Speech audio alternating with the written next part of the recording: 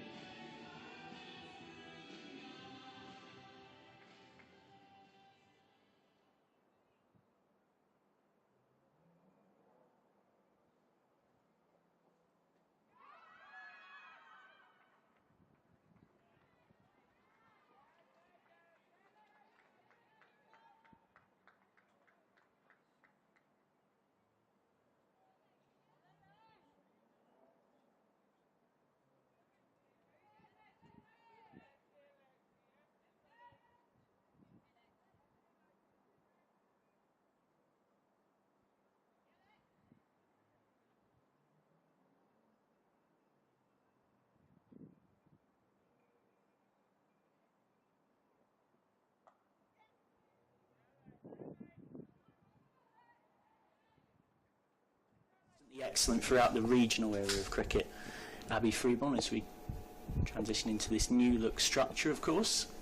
8 teams in Tier 1 with Yorkshire joining next season, Glamorgan the season after. Doesn't look to be a huge amount of shape for Stonehouse here. See left arm seamer wanting to shape the ball back into both these right-handers.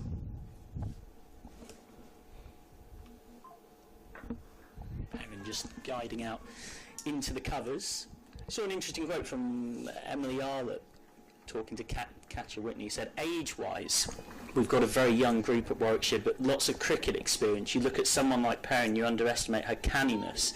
People have been writing us off as a team, thinking we're going to get rolled by everyone, and that has really bugged me. Emily Arlett, of course, they're without her services today. Same can be said for Izzy Wong due to England commitments. The England cards have fallen a little kinder for Surrey because they've got Paige Schofield back.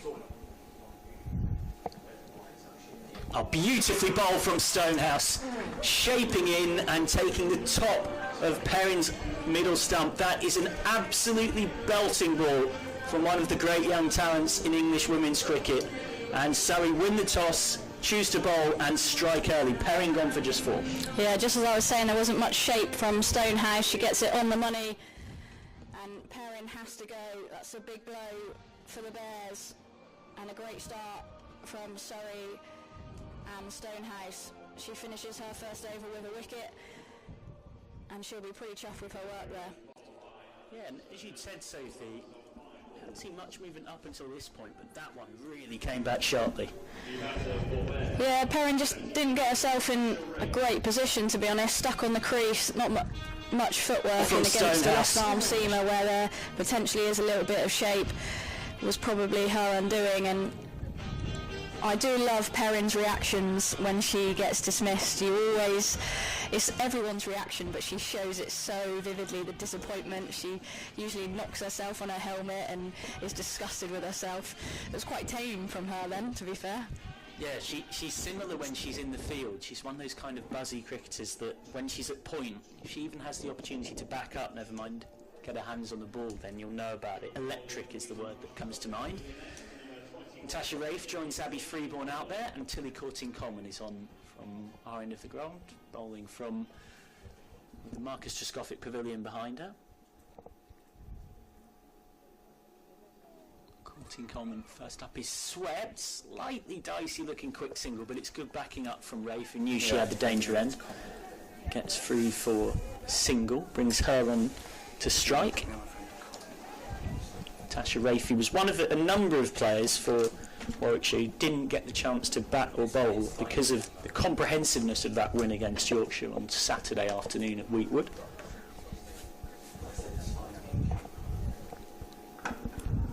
Low full toss from Courtine-Coleman, just clipped out for 1. It feels harsh to call it the classic sort of TFC thanks for coming, because I guess when you win a quarter-final by 10 wickets, it doesn't get much better than that, and as a middle-order player you have to look at the openers and say, well, they did their job. Happy days. And knowing that well, she won't have been too fussed by that. She'll have been happy to get the win and on the road down here. Lovely flowing shot through the covers from Freeborn, just let the hands go through the ball beautifully. Abby Freeborn's first boundary.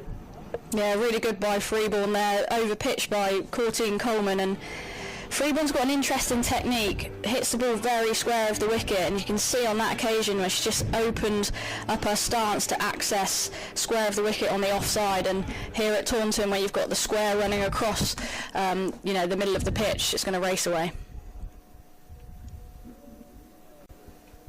Shorter from Courtine-Coleman, swipe and a miss from Freeborn. Yeah, I was chatting to Yorkshire skipper Lauren Winfield-Hill and a couple of analysts about Freeborn recently, who was saying she hits the ball in very unorthodox areas. Her footwork is very unorthodox as well. You've got to adjust to that as a bowling attack. So again, Freeborn's making room, going square of the wicket, and Rafe has to hurry to make her ground, but does make her ground. Gabby Brown, your umpire at square there, gave me Clark standing this over. Yeah, a couple of quick singles have certainly warmed Nat Rafe up there, getting the dive out on that second occasion. Yeah, Freeborn very hard to set a field with. She hits the ball in some unusual, quirky areas. Down the track this time, straight back to Courtine-Coleman, who completes a pretty solid over all told, particularly given it is the power play after all, 13 for 1 after 2. Interesting that they actually had the same field for both these players, Freeborn and Rafe, and I think they play very differently. I certainly would be setting a different field for both of those. Very large pocket open on the leg side between square leg, and they had a long on as well to both players. So yeah, clear tactics from Surrey, and I think that's more around what Tilly Courtine-Coleman wants to do as opposed to what these batters do. Sophie Luff pretty well placed to offer comment as Somerset captain and someone in the runs as ever this season. Stonehouse continuing. It's a nice looking delivery, but that's a nice looking shot from Freeborn. Exactly what we were talking about. Stays leg side of the ball and then lets that beautiful touch shot of the hands come through. My goodness me, it's a joy. She's on to 10. Yeah, it's brave by Freeborn. I mean, she's cut that basically off the stumps. There's not much wrong with that delivery from Stonehouse. Exactly where she wants to be bowling it with this field, and as a result they've put cover out on the boundary now. this time pulling with real conviction. There is a sweeper out there, but that goes for 4 as well. Abby Freeborn on the charge early doors here. Back-to-back boundaries. Stonehouse has got something to think about. Yeah, I said that she was strong accessing square of the wicket, and she's pierced the gap on the offside, and then Stonehouse has got 2 straight on that occasion, and that's 3 pickings for Freeborn. Callia Moore with the dive out on the boundary, but was nowhere near that, to be honest. Stonehouse has got to have a think. She's got a lot of varieties in her locker. What does she go to?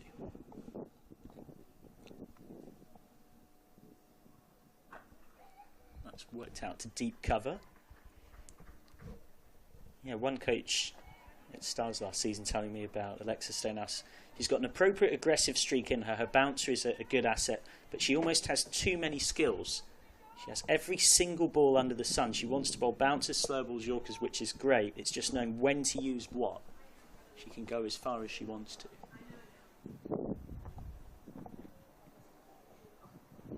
Oh, nicely bowled by Stonehouse.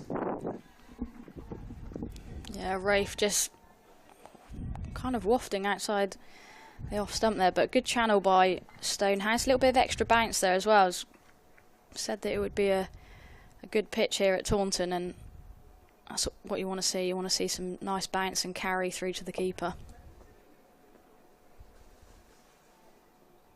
Well, Rafe getting in all sorts of entanglements there. She was looking at playing the scoop. She ends up playing a sort of outside guide down to third. Had almost an element of French cricket. Could be a run out. Freeborn is diving, and the dive will save her. All going on. So much happening on that ball. First and foremost, the unconventional nature of that shot from Nat Rafe. I do know that the ramp is a go-to from her, and actually really well adjusted, and great running from the Bears duo out in the middle as well. Yeah, they get 3, and it's the dive that ensures they do get 3. So this over's been an expensive one. Can Stonehouse get out of it without too much more damage? Oh well, Stonehouse might have taken a wicket. She has taken a wicket. Well, Freeborn might have won the battle, but Stonehouse wins the war. 2 boundaries from Freeborn earlier on in the over, but she has to go for 15. A simple catch for Bryony Smith, and Stonehouse goes for 12, but picks up another big wicket. 25 for 2. A couple of early losses for the Bears. Yeah, pretty soft dismissal from Abby Freeborn there. Not really sure what she was trying to gain from that shot. We said that she likes to give herself room, but on that occasion probably just opened herself up too much and was in no position to play that shot. And a simple catch there for the Surrey skipper Bryony Smith. And after an expensive over, Stonehouse with the big wicket, and that might be a big blow for the Bears. Now comes Meg Austin. Only made her senior debut in September of last year. Made 14 opening against the Stars that have sort of broadly morphed into Surrey. Got 7 against Devon in round 3 when Warwickshire, also known as Bears of course, avoided a proverbial banana skin, but didn't get to bat at the weekend. And I guess this is the slight problem for Warwickshire when you've had a big 10-wicket win like that, and suddenly you're out here in a pressure game 2 days later, and the 2 players that scored all those runs are out. Yeah, absolutely. That is always the challenge, but these girls have played plenty of cricket so far this season. The Metro Bank One Day Cup has been a pretty brutal schedule, in all honesty. There's been a lot of games played, so yeah, the Warwickshire players will have had plenty of time in the middle. They won't be too worried about that. Rihanna McDonald-Gay is on from our end, replacing Courtine Coleman. Scoop has gone wrong, surely out. It is out. Well, Chatley almost ends up colliding with short fine leg, but it's all smiles. Everybody seems fine, thankfully. It was Courtine Coleman who was down there as well, but it's all's well that ends well for Surrey. It is 2 wickets in 2 balls. Rihanna McDonald-Gay strikes immediately. Nat Rafe gone for just 4. Yeah, just grateful to see both players get up from that okay. Thankfully, neither were running at pace towards each other, but never nice to see, and managed to hold on. Big wicket of Nat Rafe there as well. Interesting going to that option. I know obviously McDonald-Gay, provides that pace on for Nat to play that shot, but you've just lost a wicket at the other end, gets herself in an awkward position again. It had all of us wincing a little bit up here, as I'm sure it did everybody in the ground. But there was nothing too untoward came of it. So, 2 players out there who've both not faced a ball. Gareth Pavley joins Meg Austin. The only thing that comes to mind of what you mentioned is you're absolutely spot on, of course. Plenty of one-day cup action for Warwickshire. A tie, 2 wins and 5 draws. But just the 2 T20 games in this competition. And of course, one of those, as mentioned, nobody got a chance to bat apart from Perrin and Freeborn. And actually, Warwickshire or Bears struggled a little with the bat against Devon in very classic FA Cup style, trying to avoid the banana skin. Batting first, they only made 136 for 8 on what was a bit of a tricky track, with Beth Ellis starring with 37 and Freeborn made a handy 25.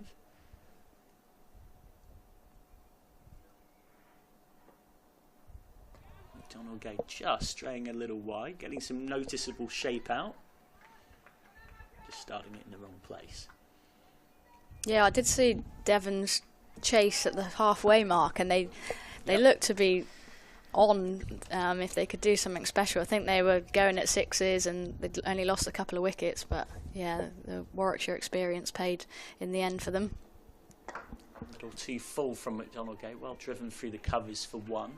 Yeah, a proper cup upset was on it at one point, and what you couldn't see there, given her local associations, there was a wry smile there on the face of Sophie Love, hoping we might be about to see it. They were actually 45 for none in the 6th over, and then really slowed down. They finished on 98 for 4. But big shout out to Elle Goldsworthy. That's a name to keep an eye on for the future. Batted through the innings and made 51 not out, playing for a Tier 3 side against a Tier 1 team. That's what this competition's all about. Shorter, too short, and helped round the corner gleefully by Austin, who hits her first ball for 4. There's nothing like that to make you feel confident on finals day. Yeah, we talked about the Warwickshire batters had not had much game time, but that's a shot of someone who means business today. It's a great start from Meg Austin, and McDonald Gay just struggling to find her line and length here. First few balls, appreciate there's a left and right hander in. But that's a bit of a freebie for Austin. Yeah, and of all the players you don't want to give that freebie to, she's someone who hasn't really been in the runs early doors, but that's the kind of shot that you can build an innings off. And that's down leg, so McDonald Gay will have to re-bowl that one. Meg Austin with just the 8 runs in 2 innings in the Metrobank One Day Cup, and then she made 7 in that game at Devon. So before that shot, across 3 innings this season, had 19 runs, an average of just over 6. Still bursting her way through. Has been banging the door down in the academy in the second team at what previously was Sparks. Has very much earned her chance at this level.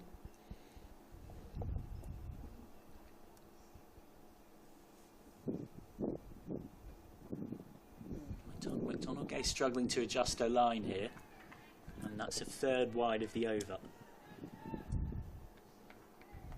Just a little bit of thinking to do for Anna McDonald Gay. Yeah, noticeable shape, but it's just the starting line is wayward. Chatley had to do some work there. Yeah. Sun's coming out, Michael.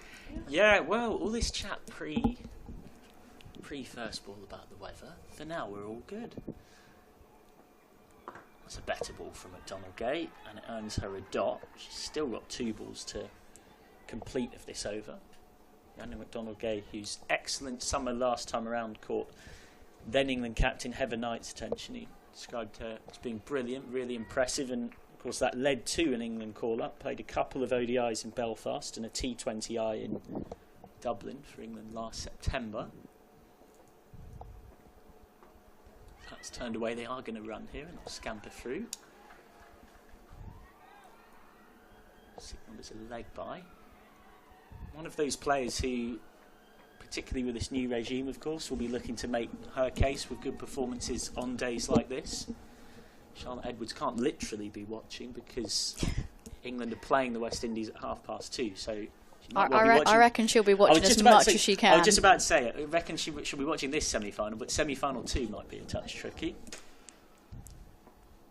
Oh, well bowled. Beautifully bowled. Well, that's the way to make an England case from Rhiannon McDonald-Gay. That is an absolute peach. She's been really struggling with her line and length all over. But this pitched on around middle and then swung away, and it's pretty much perfectly taken the top of off. And Bears are in all sorts of trouble here. They are 34 for 4. Well, it's taken her 8 balls to find her radar, but that is a decent nut from McDonald-Gay. I hate to say it, but they do call it sort of like the Macca Jaffa, or she calls it herself the Macca Jaffa. I think that was one of those. And I mean, wow. Pavley looking to play the wrong line there, trying to go across into the leg side. But McDonald-Gay has found the top of off stump.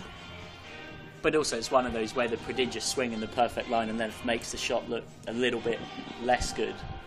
You know, there's an element of credit as well for a superb delivery. But you're quite right, the data points in the over were signalling, you know, it's probably going to swing away from you. Always looks easy from up here, but Sophie Love well placed to comment, averaging more than 50 and 50 over cricket this season, my co-commentator. I think it's always harder as a batter when you're facing a very good bowler, but they kind of haven't found their radar, and it's just, you know, there's a couple more extra balls in that over. You can't really set yourself because they haven't found their line and length yet, so it does make it more tricky, and then you end up getting an absolute beauty like that. Kellyanne Moore on with her rather unusual, unorthodox release point spin. So that's driven away for a single. Yeah, really well fielded in that extra cover region by Paige Schofield there, diving across. It's remarkable that it's May, on the end of May, and you can see how dry the wicket ends are, and it's never a nice place to field, but it's usually September when you're fielding on those sort of wicket ends. Swept away for 1. Yeah, it feels like we've already got wickets that are harder and drier than pretty much anything we had in the entirety of what was a very rainy last season. It's made for a brilliant start to the Metro Bank One Day Cup though. A lot of runs been scored. Glad I'm not a bowler. Yeah. Nice looking shot, but for none from Austin. Yeah, it's been one of Surrey's home grounds. Of course, Beckenham has been one of the homes. That's the point where people will start, I think, saying, I'm driving down Beckenham today rather than I'm driving down the motorway. They do want a quick single this time, and they will get it. Good hard running between this pair. That's important as the bigger shots. That's really, really well run there from Meg Austin. You've got the extra cover sitting on the ring there, and she's played that with soft hands, and yeah, good option to keep rotating the strike as you're building this partnership, which is an important one for the Bears. Be another single. Speaking of Beckenham, of course, Bears did go and win there, won by 3 wickets with 21 balls to spare in the One Day Cup on the 4th of May. Sophia Dunkley hit a century as Surrey piled up 313 for 7, but we mentioned high scores. Well, Bears went and chased it. Perrin with 69, Ellis with 63, Rafe with 54. Oh, lovely guided square drive from Austin. That's a beautiful shot that ruins what was a really tight over from Moore, and she kind of threw her head up to the heavens in frustration. Boundary off the last means the over goes for 8, 42 for 4 off 5. Oh, that's the coach and captain killer, that. Boundary off the last ball, especially when you've done all of the hard work and only gone for 4 off your first 5 balls. But brilliant batting by the young Meg Austin. She's shaped up pretty well in her first few balls here, and she'll be really important if Warwickshire are to post a competitive target here. So 1 over left of the power play. The rate is not the problem for Bears. It's the fact they've already lost 4. Donald Gay's back for her second, 2 for 8 from her first, which had proper licorice all sorts. That's one way of putting it, but she's come out with 2 for 8. Absolutely. Take it every day of the week. That's a nice start from McDonald-Gay to her second. You see quite a lot of multi-sport professional athletes, and she's properly one of them. In her own words, I'm so sporty, I've even played some rogue ones like korfball, but eventually settled on a combination of cricket and hockey, played England age group hockey, and then has since narrowed that further down to focus on our game. It's been a robbery at Asda. So that's just one for Ellis, who made 37, a crucial 37 in round 3 against Devon. Again, she's someone that accesses very square of the wicket, Ellis. Sweep shot is her go-to. That's probably why Surrey have got a split field here with deep cover, deep square leg on the boundary in this power play. Sounded good off the bat, and it's a great shot from Austin. Save your legs for that. So 4 for Austin, who, having not really been in the run so far this season, is looking in better nick here. Yeah, I haven't seen a lot of her sort of in person, but looks to be shaping up really well, and I think it shows how good a wicket this surface here is in Taunton. You can really trust your hands, put them through the ball, and she's pierced that extra cover region beautifully there. We get along really well as a bunch. It's nice. It makes such a difference. And like Cameron's really near me, so I just drive. I just give him a lift. Yeah, Let's come off the inside edge. Well bowled by McDonald-Gay, getting a bit of shape back in. Yeah. Been really impressed so far with Bears running between the wickets. They've taken every sort of single opportunity, running to that short third, short fine positions, which is crucial in T20 cricket. Their run rate so far is pretty good, but 4 wickets lost in this power play could prove crucial. Nice shapes again from McDonald-Gay. There's a play and a miss from Bethan Ellis. Ellis, who's proper local to that region, got a Masters in Sports Science from Birmingham Uni, born in Leamington Spa, and has established herself the back end of the regional era as a key player for Sparks. Has carried that on to time with the Bears.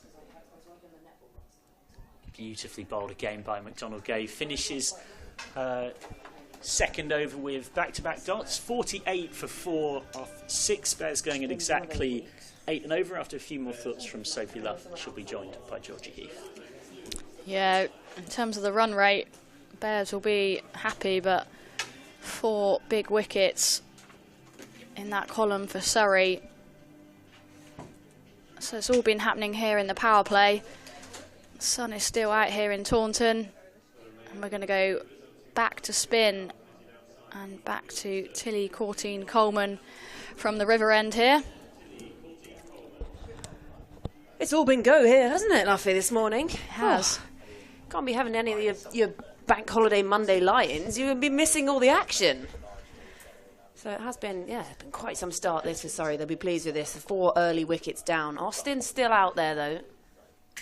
We round the wicket here, and it's nicely played off the back foot. I think she's key to this at the moment, isn't it? She's got to anchor this and just try and push on from here. They're already 6 overs in, 48 on the board, so the run rate is fine. It's just the wickets. And they're going to scamper through again here for 1. Yeah, it's really important that the Bears try and get a partnership here. Austin started pretty well, but she needs partners at the other end to do the bulk of the work with her. That's what Bears have been missing so far. They haven't got that crucial partnership together. That's nicely clipped away.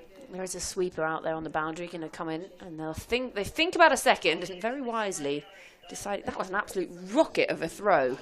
Callie Moore there loves to throw herself around. Pretty good in the field. Surrey are a pretty good outfit in the field, sorry. A lot of athletes. Bit of extra flight this time. Goes aerial, and that's massive.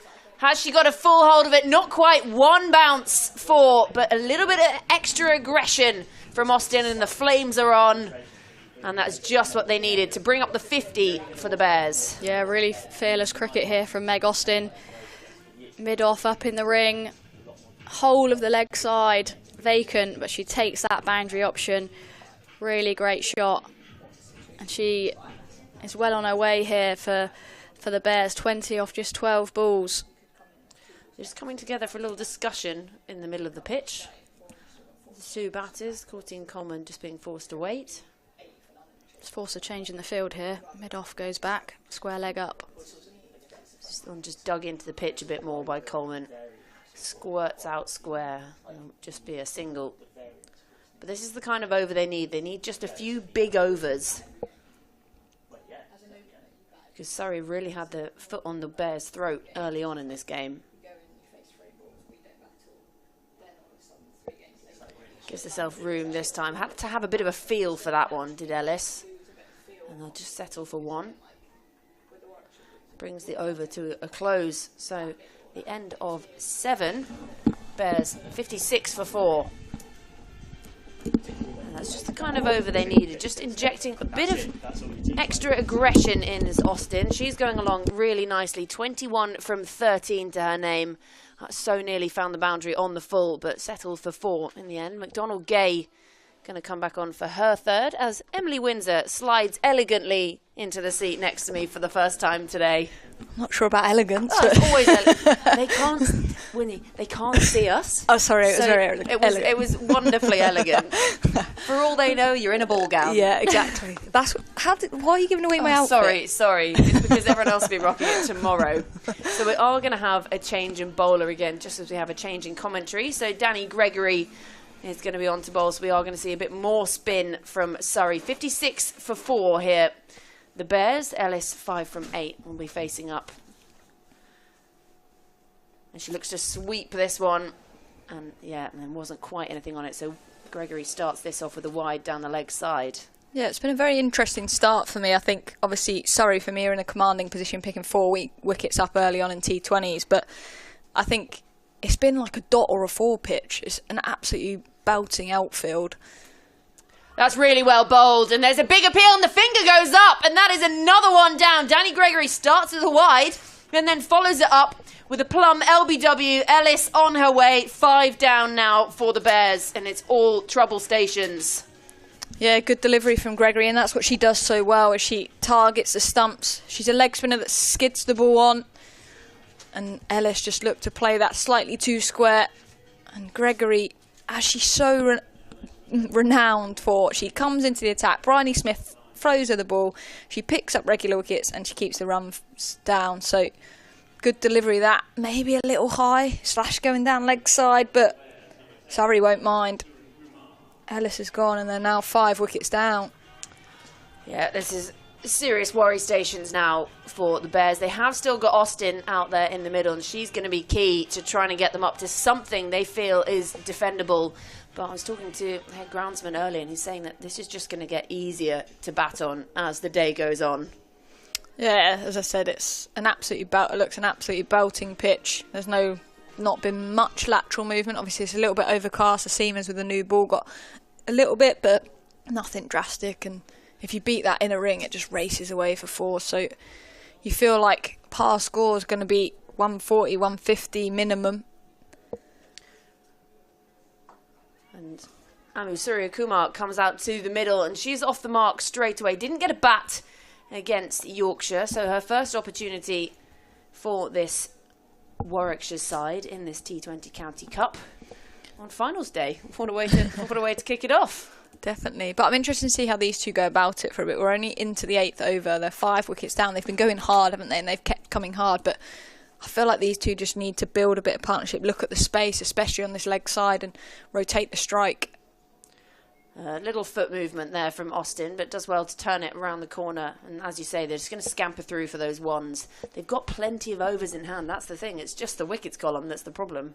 And their run rate's impressive, isn't it? 7.9. But if all of a sudden you're bowled out in 13 overs, you're not going to go on and get that 120, 150 is what you need, but you're not going to get above that. So, yeah, they need to build a partnership because Warwickshire haven't had any yet. Can't get this one through the infield. You can see Austin desperate to get down on strike, almost halfway down the pitch before she turns around. Rihanna McDonald-Gay with a big stare in the sunglasses. It is still sunny, just about. We'll take it. We're unsure what the weather's going to do today. I've never seen any point in reading weather forecast. Just look outside, see what's currently happening. We had to ask Sophie Luff the Taunton weather forecast, didn't we? The Queen of Taunton, also the local weather forecaster. Something about the Quantocks in the distance, wasn't it? And at the moment we can still see it, so we're okay, apparently. You can see them. It's okay. But I think it's going to be one of those days, isn't it? It's either going to hit or miss, and hopefully for finals day, first Women's County Cup one, that we get a Fool's Day play. Final delivery of the over. Clipped away this time. Goes aerial. And it's well cut off. They are great athletes, these Surrey fielders.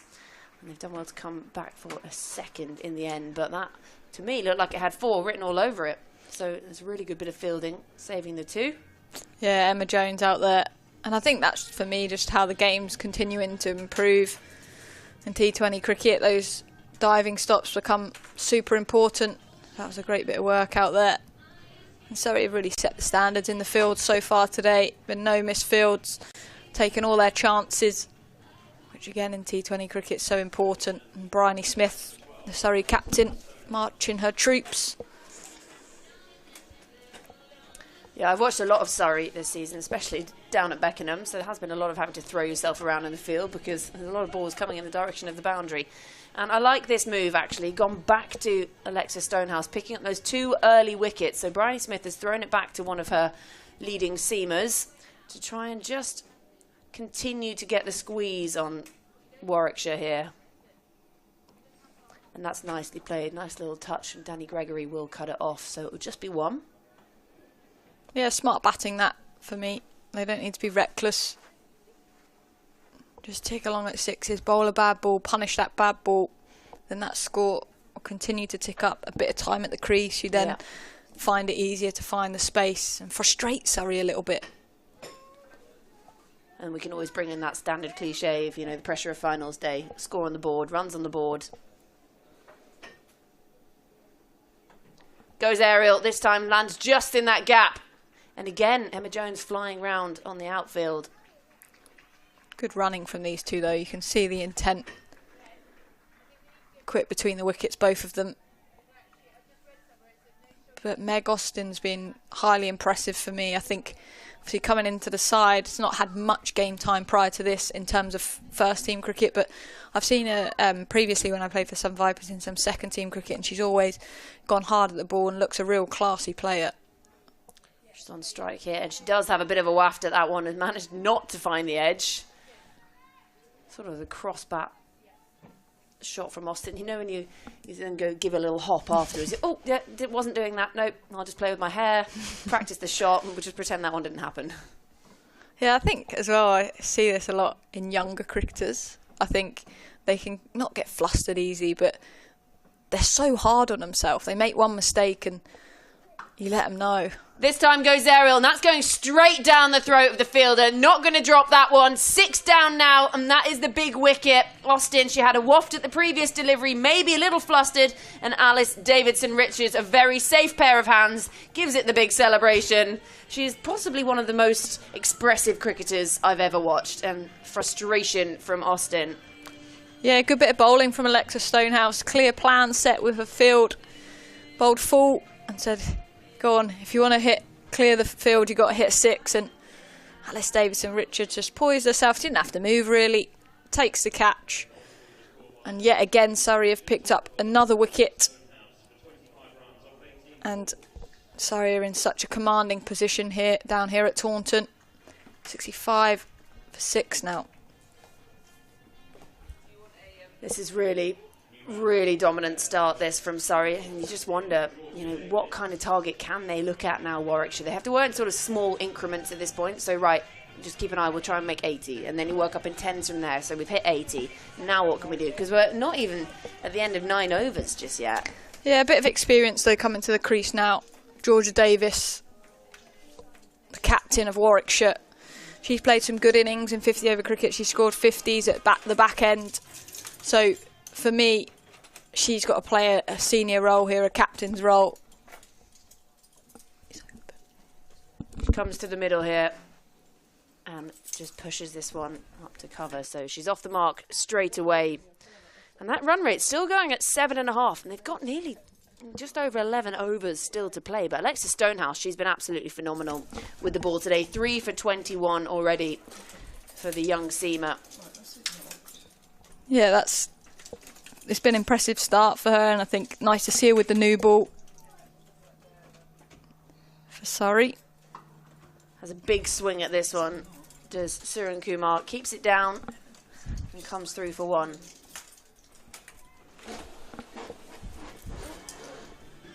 Brings the over to a close, a successful one for Surrey. So at the end of 9, Bears 67 for 6.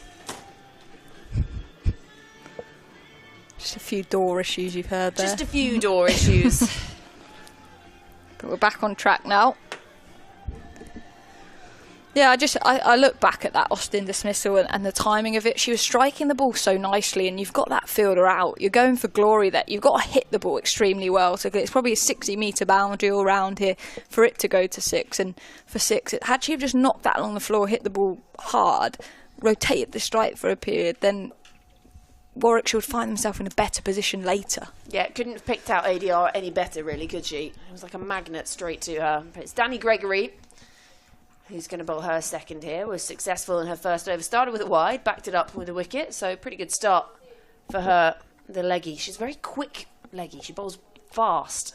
I like seeing her bowl. She's just so reliable exactly, as well for me. Reliable, and that's what you want. She bowls often all her overs back to back and really can tie up an end for Bryony Smith. Yeah, and especially at the point when they're really trying to rebuild here. Obviously, we've got Davis fresh to the crease out in the middle. Suren Kumar batting for the first time for this Warwickshire side on a very important day. I mean, talk about the day to try to pick up your bat for the first time.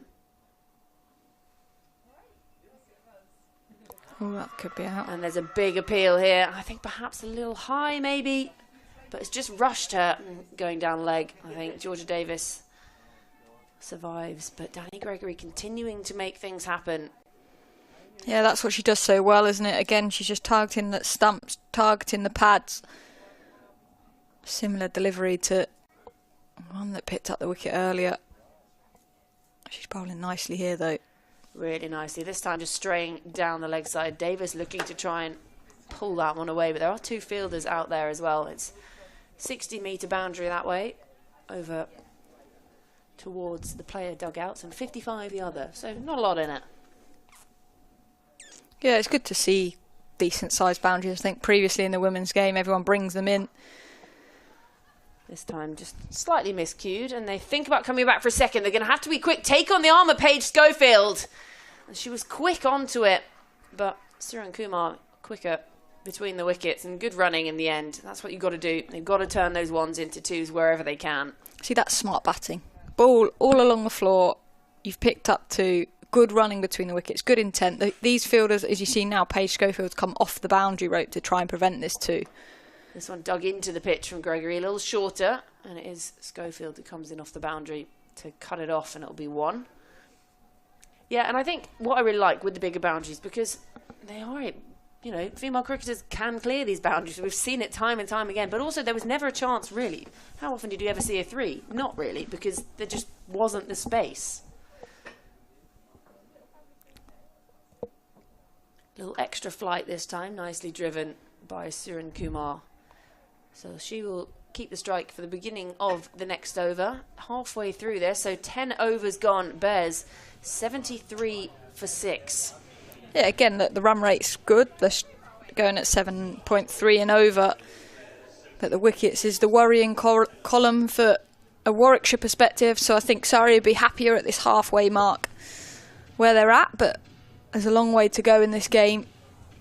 And if a bit of a partnership builds, you can all of a sudden put Surrey back on pressure. But for me, the execution of these Surrey bowlers have been impressive. They've bowled to their fields, they've bowled to their plans. Bryony Smith leading her troops well at mid-off, the captain, but ever experienced in that sense. So we're going to have a change in bowlers. So Phoebe Franklin has been handed the ball for the first time today. A bit of pace. Goes a little shorter this time, and nicely played on the up by Surrey Kumar. Yeah, and I think I like this field as well from Bryony Smith. She's got the 3 fielders out on the leg side. No mid-wicket in to keep the one, but it allows her to have 2 people behind the bat, stopping the boundary option. And she knows Warwickshire are coming hard at her. They want boundaries, but Bryony Smith's making that ever harder. This time just straying down that leg side is Phoebe Franklin. Making them take that extra risk to find the boundaries, which at the moment Warwickshire have been willing to take. So smart field this. Surrey are a fantastic fielding unit, to be honest. They've got a lot of very good fielders out there. I also think Bryony Smith is just a great captain. She's led this side really well. That's fallen just short of Danny Gregory. One of the most difficult one of those. And that's going to race for 4. You just can't quite decide in that split second if you're going to dive forward and risk having to visit the orthodontist, or if you're going to drop back a little and wait for the bounce. And she sort of got stuck in 2 minds.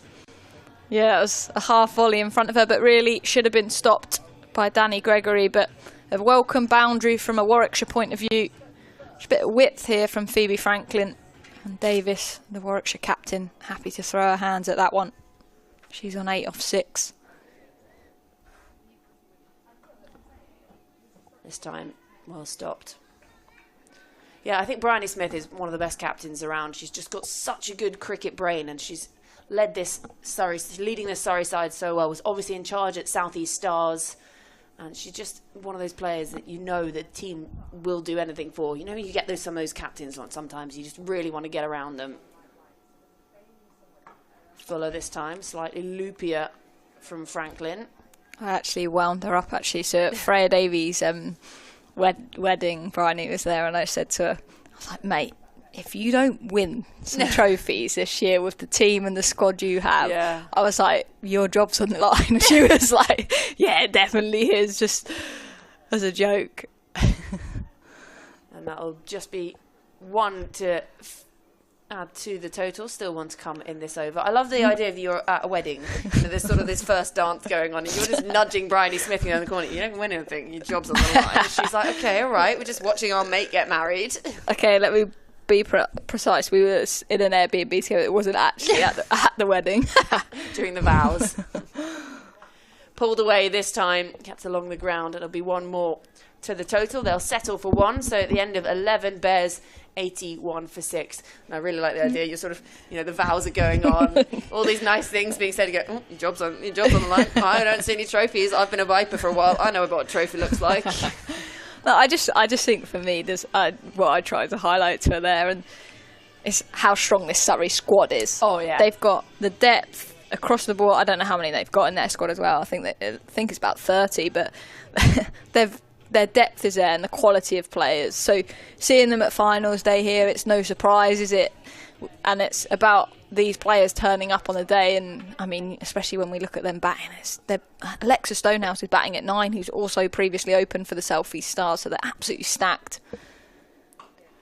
Little Fuller again this time from Gregory, and they think about taking on Schofield's arm and decide quite wisely against it. Obviously, Paige Schofield released from England to come and play on finals day. Sounds like released from England. We just sent her off to France or something. To be fair, it's probably the other side of the country from where they're at. Yeah, a long way from Surrey now. Just turned away this time. It's like when you go over and you play in Cardiff or something, you can always play the prank on one of the young players. Have you got your passport? It's good to see her, though, down here, and I think the intent from Charlotte Edwards was very clear, wasn't it, when she took over the helm? She wants her England players to be playing domestic cricket, so her to be released and get some game time is only a good thing. She's getting a lot of time out in the field. Ball following her around at the moment. And I think, some of these Surrey players, there are a few of them off playing for England at the moment. Obviously, we've watched Dunkley score 100 this year. Alice Capsey is absolutely flying. So there's some very exciting... Danny Wyatt Hodge.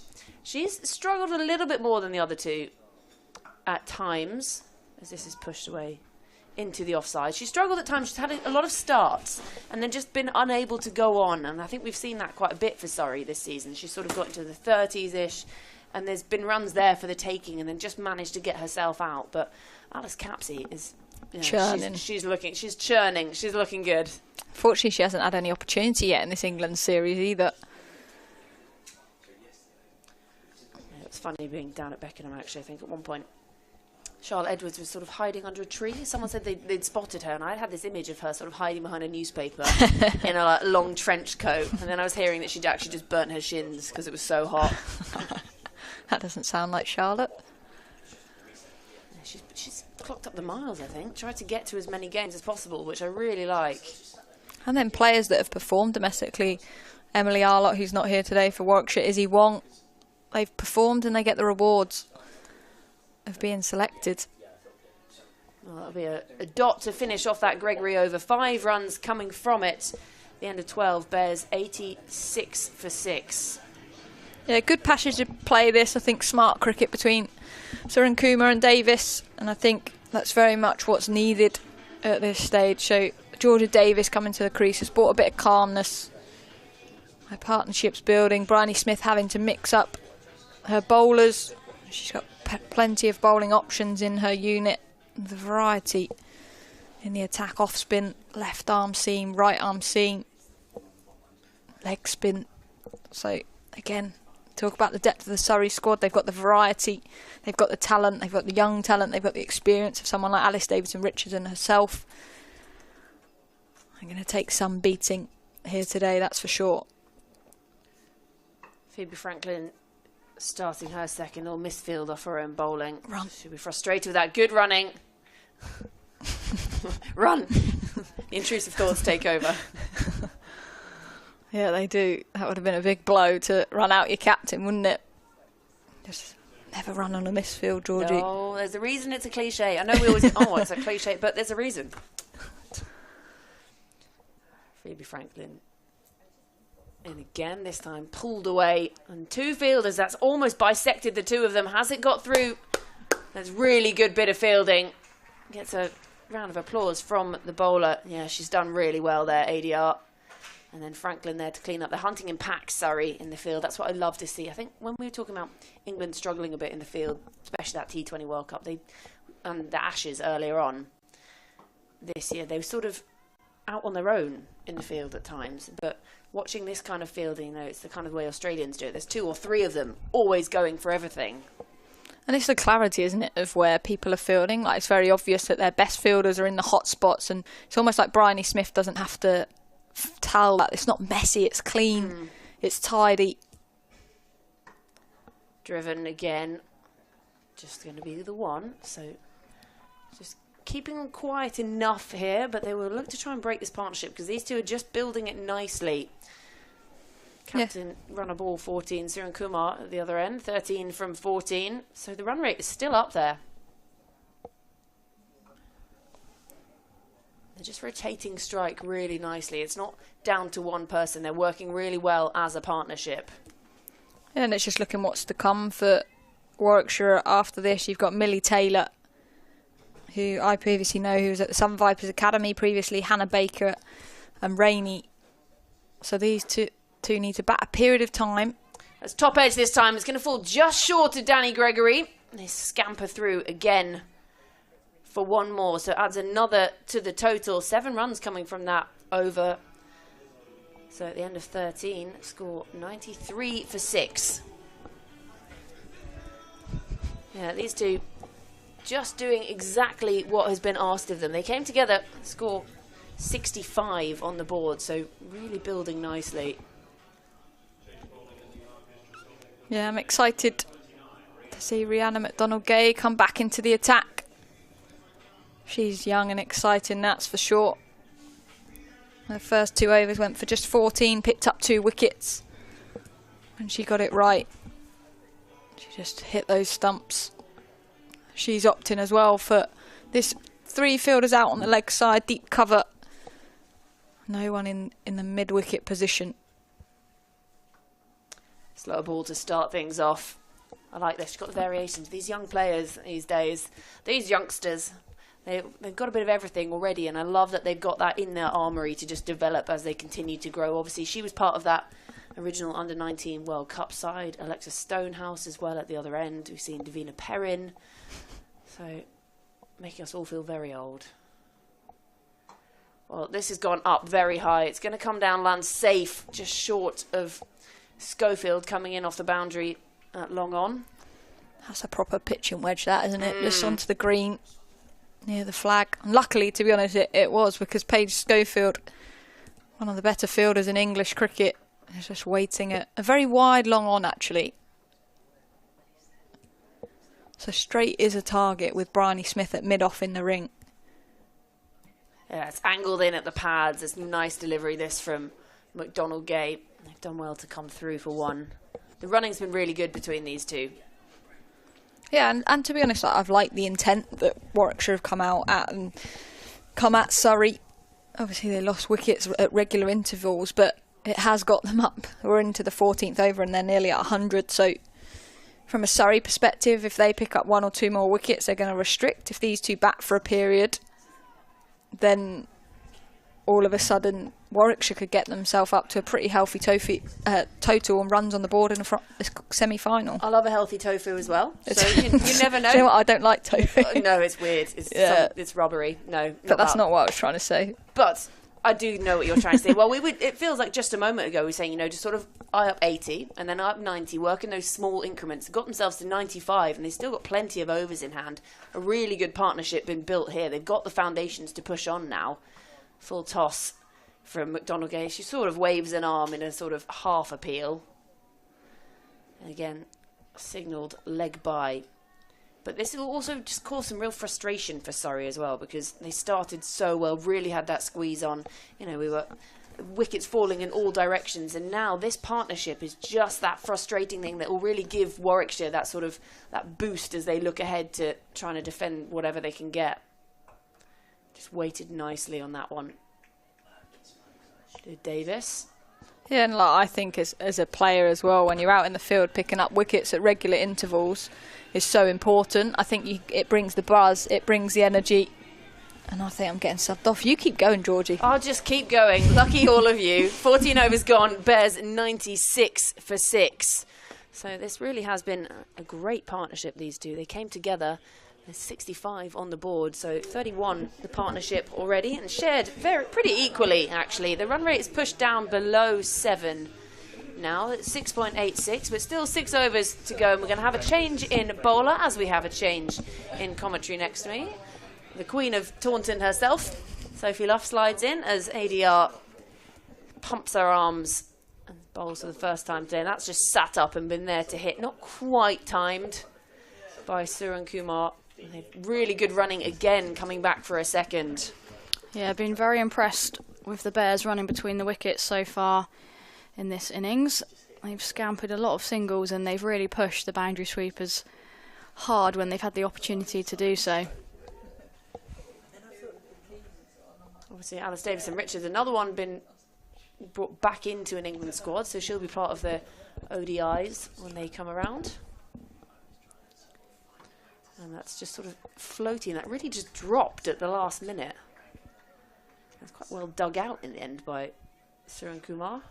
Yeah, very canny, very skillful bowler. Davidson-Richards got a lot in her armoury. She'll look to change pace, potentially use the bouncer as well, which she's got in her locker.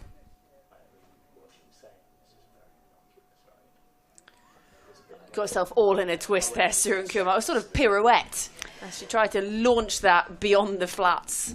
Yeah, she looks like she's got a little bit of flair about her. She's got those sort of whippy wrists. Even when she's hitting through the offside, those wrists come into play. These two have built a nice partnership, but they'll be wanting to search for some boundaries towards the back end of this innings.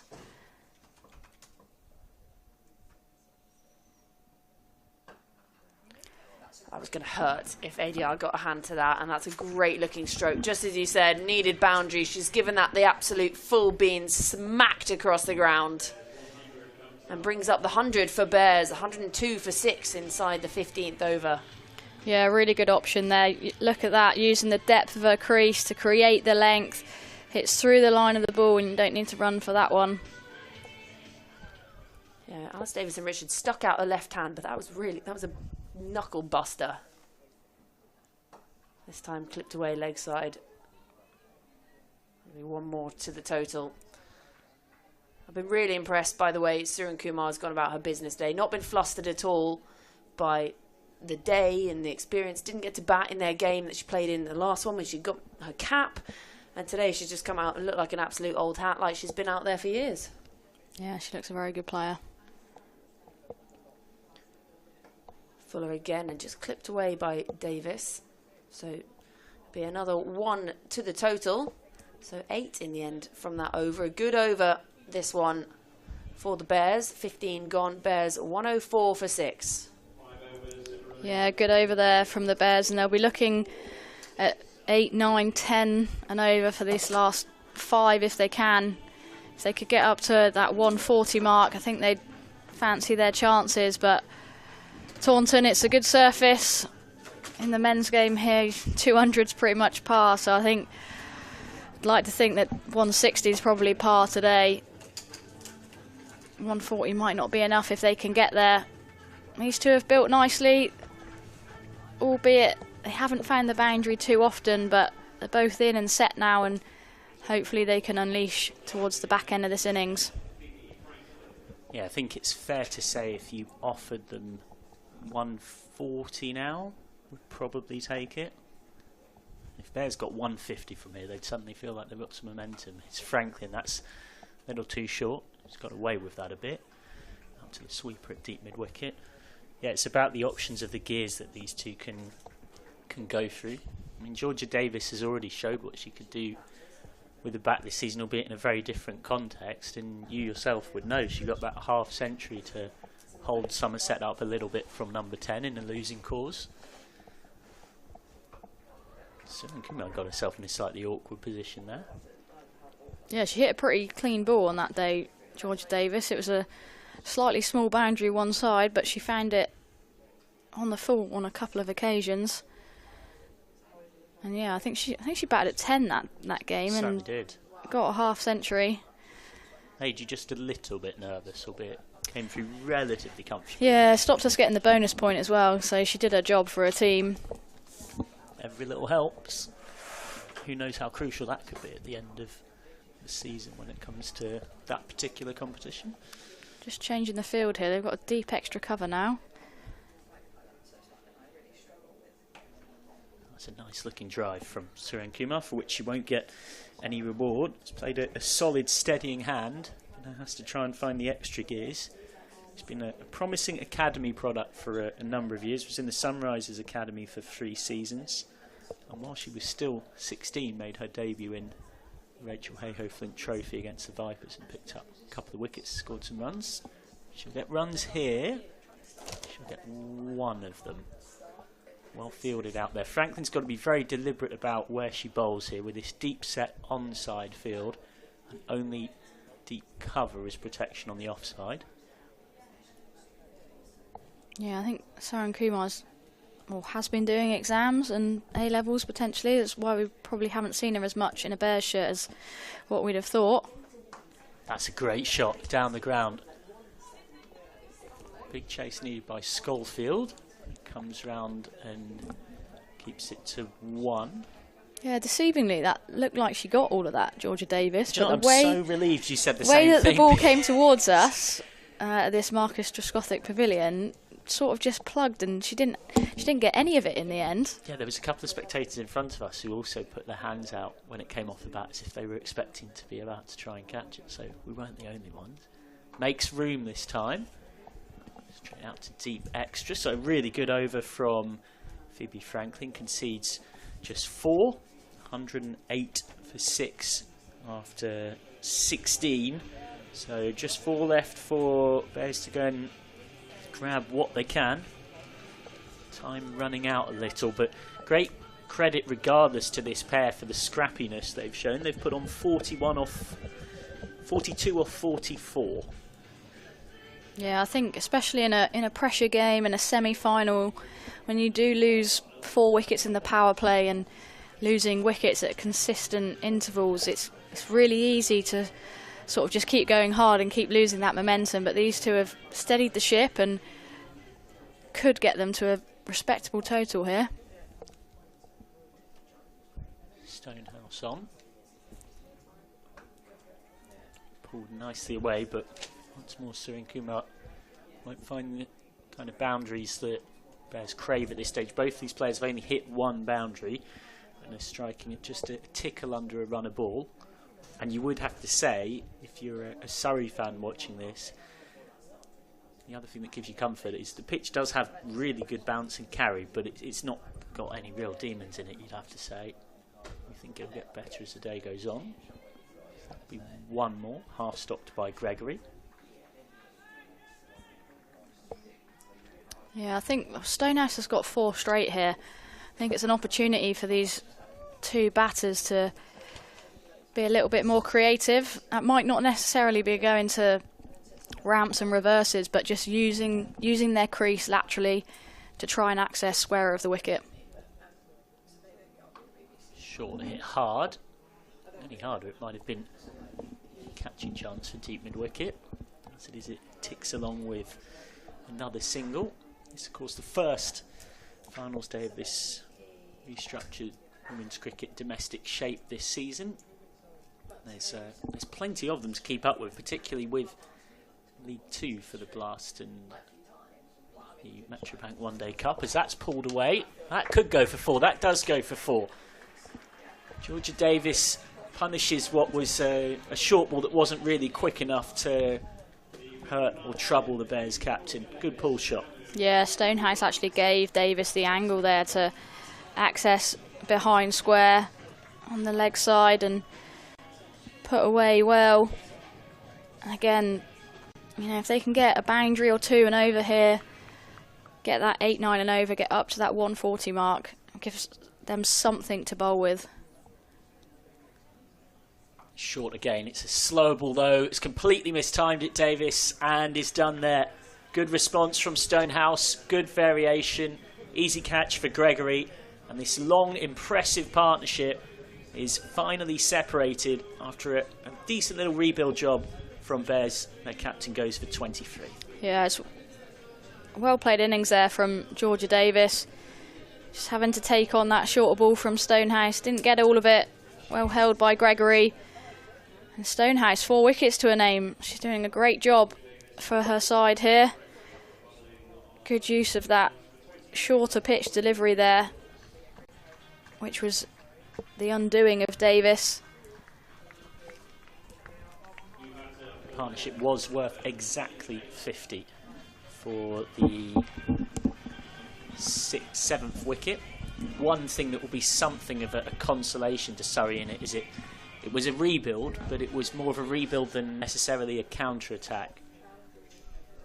As Bears are slightly running out of time to try and get themselves up to something competitive on what does look a good pitch. Millie Taylor's out there. She's got 1 ball to get a 5 here, Stonehouse. Certainly does. It's a decent delivery, but it won't pick her up a Michelle, so Stonehouse has to settle, and I'm sure she would have more than settled for it when she was going to bed last night dreaming of a good finals day, starting finals day with 4 for 29 off 4. Certainly building quite a case for herself, young Alexa Stonehouse, in terms of further recognition at England level as well as at domestic level. 115 for 7 then, and with 3 overs left, you'd say a lot of the onus falls onto Surrey Kumar here as the set batter. Yeah, absolutely. Surrey Kumar striking it less than a runner ball, but if she can find the boundary a couple of times, she'll soon bring that strike rate up to over 100. And as much as she probably needs to bat these 3 overs, she's definitely the mainstay for Bears to get up to a decent total here. Danny Gregory's final over and starts with getting Surrey Kumar. So Bears lose both of their set batters in quick succession and are now really in strive. 115 for 8. Surrey Kumar gone for 26, Gregory's second. Yeah, really brave bowling from Danny Gregory. Brought cover up into the ring. And you can see what Surrey Kumar was trying to do, trying to give herself room to access that offside. But the bowler gets the better of her on that occasion. And again, great glove work from Kira Chatley behind the stumps. Yeah, I was just trying to make a I ended up making a lot of room, Surrey and Kumar, and found herself in a slightly awkward position. Clever bowling from Gregory. You'd expect nothing less than someone who's known for having a very sort of coach-orientated brain. She was the youngest qualified level 2 coach in all of England. Did her level 2 when she was just 18 years old. Sort of runs in the family, cricket coaching, and Danny Gregory. Applies that when she's bowling a spin as well. This is nudged away for 1. Yeah, and with just 2 wickets left now, this kind of strikes me as a territory where Warwickshire will be wanting to bat out their overs. Yeah. These two will try and manipulate as much as possible, but it means that they won't be playing too many big shots, I don't think. Yeah, Warwickshire realistically now probably firstly looking at seeing if they can grab a runner ball, put themselves past the 130 mark. So that's away for 1. Hannah Baker joining Millie Taylor as they try and get what they can. I mentioned Gregory's background. She actually did a placement on the coaching staff with the Surrey men's team as well, and she's done a master's in performance analysis, so expect to see her in a dugout once she's no longer playing. That's 1. If it was picked up quickly or cleanly first time around, it could have been a run out. So let's look at just 1. Did a really good interview with 22 yards as well, Danny Gregory. That's well worth a look about her journey in coaching and cricket. She's having a very good County Cup, and she's continued that here. She's got 2 balls left of her spell. Gives that one some flight. You don't see that too often from Gregory. She's far more skiddy and into the pitch usually. 2 for 26 off 3 against Hampshire, and 1 for 16 off 4 against Durham. Both of those in pretty high scoring games, which makes those figures seem even better.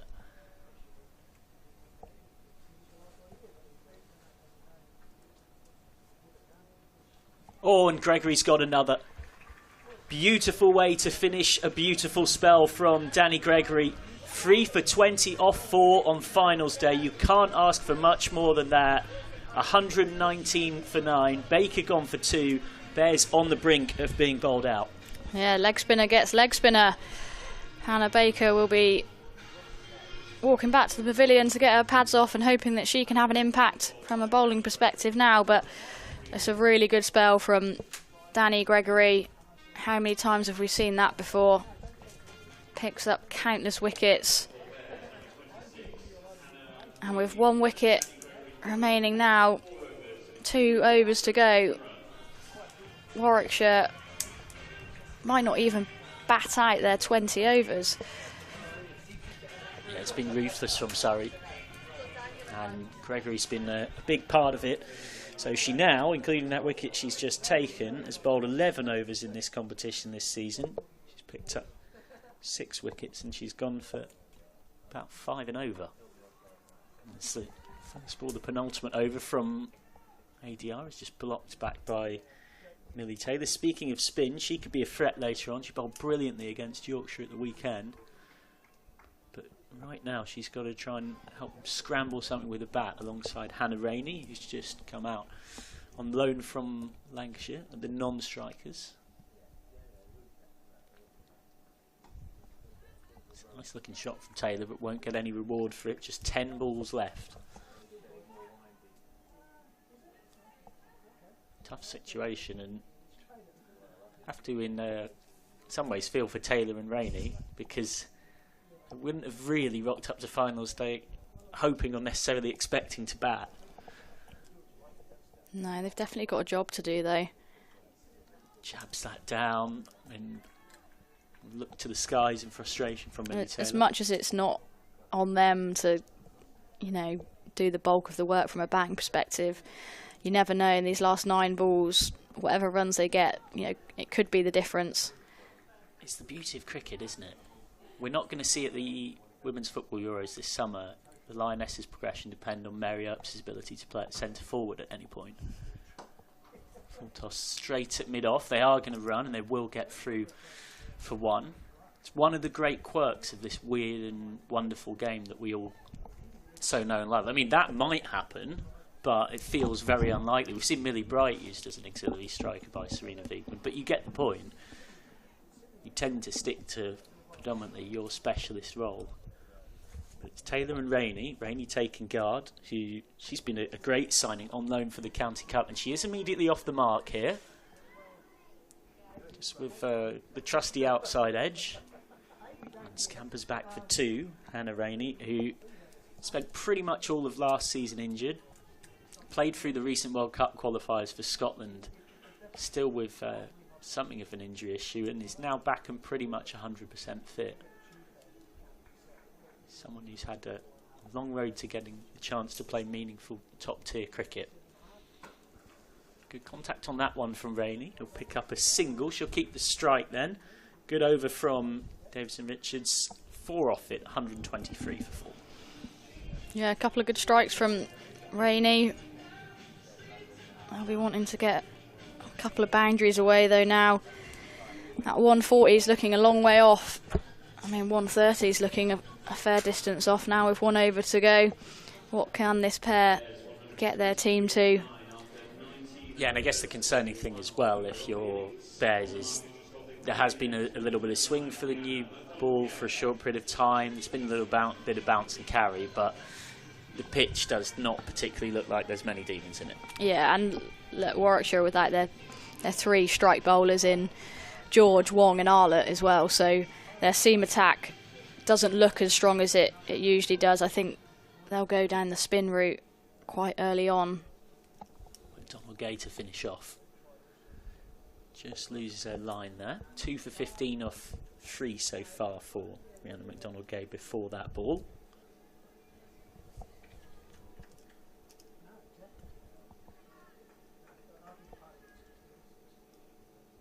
Still 6 balls left for Bears then to get what they can. A little shorter. Rainey can't make contact. Someone who I know, Rhiannon McDonald-Gay, has done a lot of work around finding her composure when she bowls in more recent times. Talked about the difference between that and her time playing hockey. Such a different game. It's played at pace, intensity, a bit of rush, a bit of adrenaline. When I bowl, I need to slow myself down more. Well, speaking of slowing yourself down, that's a beautiful slurp ball. I don't think Hannah Rainey picked it. No, I don't think she did. Really well executed there from McDonald-Gay. A number of these Surrey bowlers got a lot of skills in their armoury. She's using it to good effect at the moment. Still no runs off the bat in this final over. There will be now. Rainey's nudged that away for 1. So 1-2-5 with 3 balls to go. It's not where Bears would have wanted to be, it's fair to say. What's been a season where they've slightly struggled to find their form. Opened with a tie, which they would have been the more frustrated of the two, needing 4 to win off the last over. Off the final ball, Mai Bouchier's direct hit run out of Georgia Davis meant Bears had to settle for that tie. Down the ground, that sounded good off the bat, but it still won't be the boundary Bears crave. Rainey slides her bat in nicely to get back for 2. Yeah, good strike there by Millie Taylor. Good running as well again from this pair.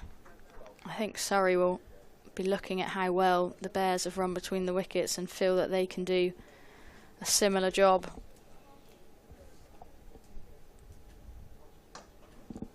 Nicely down the ground. Bears need a boundary. They might have got it.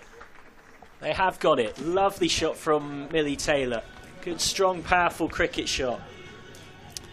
Yeah, when in doubt, hit the sight screen. It's a great boundary option.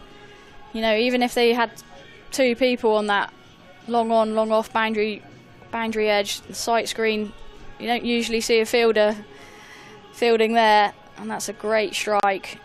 There'd only been 3 boundaries in 78 balls before that, which gives you an idea of how much of a struggle it's been for Bears, even during that rebuilding period. Never really got away from Surrey. Last ball of the innings, 131 for 9. Goes on the scoop, has got something on it. This will need a chase from Gregory, who will get there. And it will be 2. really thought of turning and running for a third, knew that it was highly improbable at the best of times. So Bears will settle for 133 for 9, but in terms of the overall match scenario, it's Surrey who will be far more the happier at the midway stage of things. Yeah, absolutely. I think Surrey will be high-fiving and clapping themselves off there and saying, job's only half done, but it's a very good first half from the Surrey bowlers and fielders, and Warwickshire probably with it all to do in this second innings. Yeah, in terms of that batting card for Bears, it's not what they'd have wanted it to be, having been put in by Surrey. Meg Austin was the only batter in the top 6 to get past 15, made 25 off 18. Aamu Suryan Kumar and Georgia Davis rebuilt with 26 and 23, but wasn't a quick rebuild. Such was the excellence of Surrey's bowling. Surrey Kumar with 26 off 31, Davis with a runner ball 23. With the ball, Lexa Stonehouse the pick, 4 for 29, but nobody in any way was particularly well targeted by Bears. 3 for 20 for Gregory, 2 for 25 for McDonald Gay and Courtine Coleman, Moore, Franklin and Davidson Richards, all not expensive. And of course they've got the luxury, they always do, Surrey and Stars previously did, of having a team where seemingly everybody is an all-rounder, which gives you so much flexibility. And that batting card reflects a Bears side that just never got going, found themselves in all sorts of trouble, 34 for 4 at the end of the 4th, and from that point on could never really find the gears to go through to get themselves back towards at least 150 on what looks a pretty good track to bat on. We'll be back for the run chase in around 10 minutes or so. Surrey need 134 to win in semi-final 1.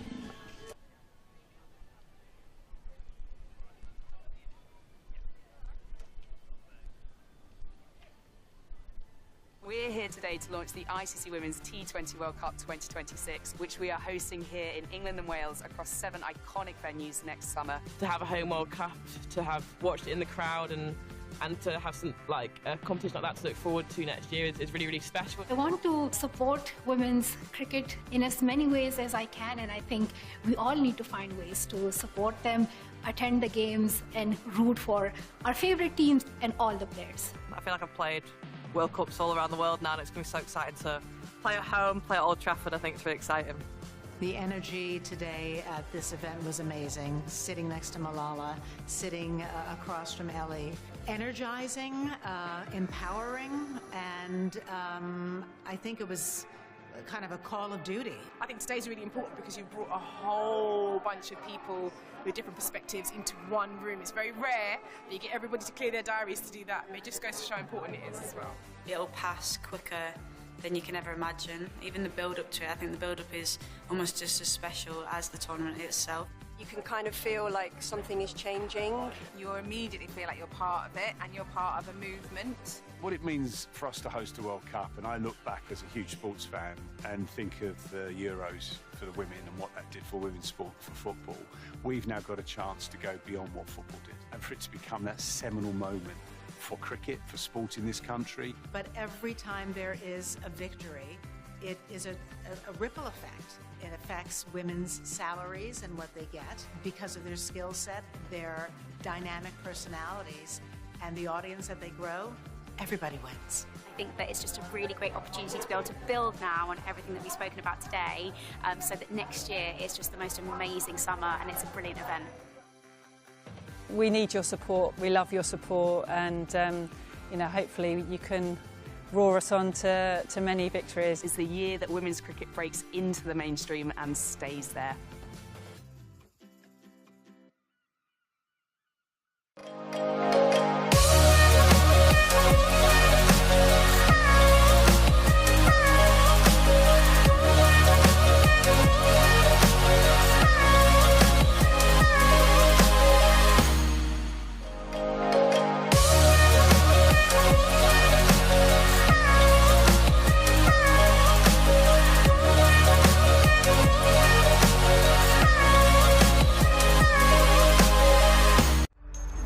of cricket is a really precious thing. The spirit of cricket. Does the spirit of cricket exist? It's about the spirit of the game. The spirit of cricket is a bit cliche, but actually it's important to what makes the game.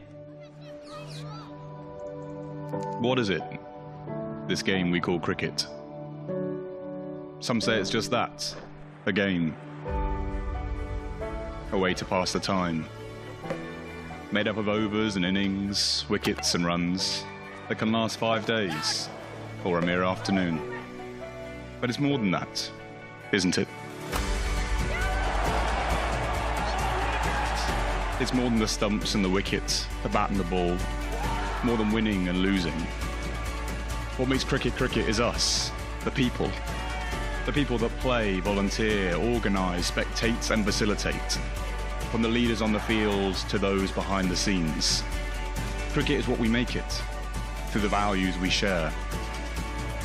It's a game run on respect, built on fairness and decency, where we embrace enjoyment, build belonging and progress with purpose, so that to anyone watching, they see a game for me. These are the values that make this game great, and they've always been there. But it's up to us now to carry them forward, with every ball, every stroke, every session of play, so that together we can help shape this beautiful game, this game that we love, this game we call cricket.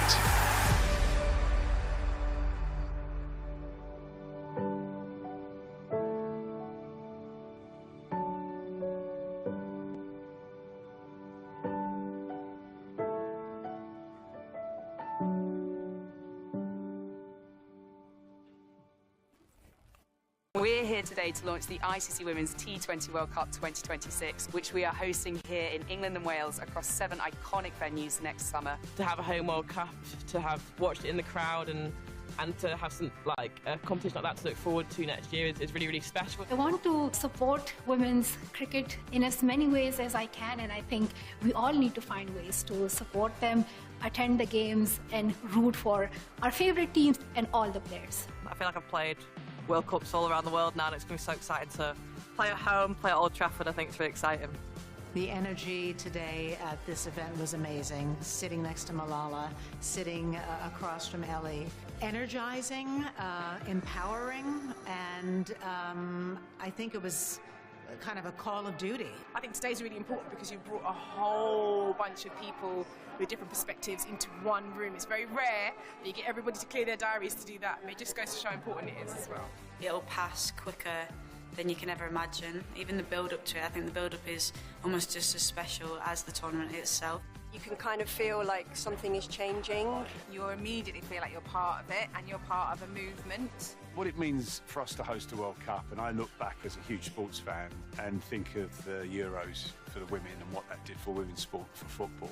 We've now got a chance to go beyond what football did, and for it to become that seminal moment for cricket, for sport in this country. But every time there is a victory, it is a ripple effect. It affects women's salaries and what they get because of their skill set, their dynamic personalities, and the audience that they grow.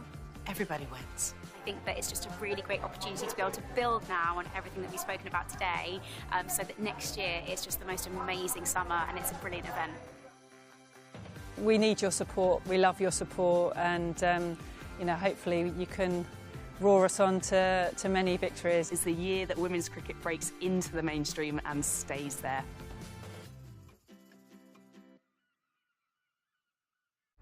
The spirit of cricket is a really precious thing. The spirit of cricket. Does the spirit of cricket exist? It's about the spirit of the game. The spirit of cricket is a bit cliche, but actually it's important to what makes the game. What is it? This game we call cricket.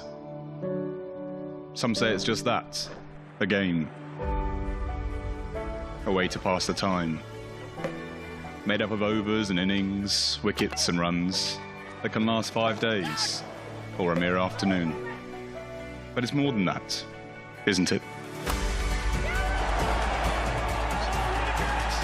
It's more than the stumps and the wickets, the bat and the ball, more than winning and losing.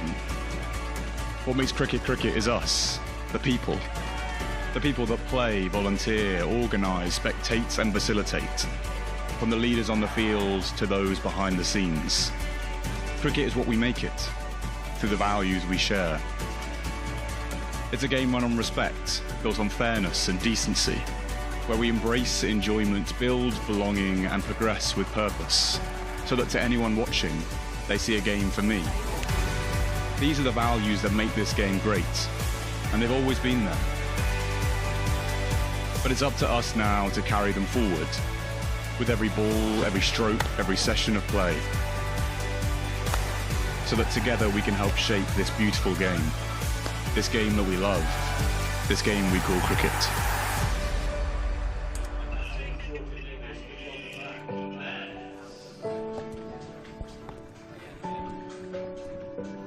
We can make it live from our side, so you can keep on. 10, 9, 8, 7, 6, 5, 4, 3, 2, 1. Hello and welcome back to the Cooper Associates County Ground here in Taunton for the first of the two semi-finals today here for the T20 Women's County Cup. The first ever T20 Women's County Cup. Warwickshire taking on Surrey. So earlier on today, Surrey won the toss, decided they were going to have a bowl first, and they managed to restrict Warwickshire to 133 for 9 from their 20 overs. Top scorers in there, Amu Surrenkumar, 26 from 31, Georgia Davis, 23 from 23, and Meg Austin, 25 from 18. But it really was the bowlers that did the business today. Alexa Stonehouse, 4 for 29 with the ball. Danny Gregory, 3 for 20, and 2 for 25 for Rihanna McDonald-Gay. So really good work from the Surrey bowlers today. And now it comes down to what they can do with the bat. If they can make 134 runs, they book themselves a spot in this afternoon's final. I'm Georgie Heath. I'm joined by Emily Windsor for the beginning of this chase. Yeah, it just feels under par for me, that Bears score. So Surrey in the driving seat into this innings. Starting these off with Karis Pavley, and Bryony Smith is off the mark straight away. Yeah, we were talking off air, weren't we? I think this is a good move from Georgia Davis to open with Pavley. But the style that she bowls, she's a left-arm spinner, but she doesn't float the ball up there. She doesn't really give it the opportunity to turn. She just bowls left-arm darts, and you almost play it like an in-swinger because it's trailing into your pads. But bowling this quickly in the power play is not a conventional off-spin field. Kira Chatley has a feel for that one and manages to push it out to deep cover. And so both openers now off the mark. And this is a really nice looking opening pair. Two batters in pretty good form. Kira Chatley obviously in great form, been great behind the stumps too, great with the bat, and then captaining at times when Bryony Smith was injured. Goes aerial this time, does Smith, gives it full power. And there's two fielders in chase, so they are going to cut it off. She'll come back for a second.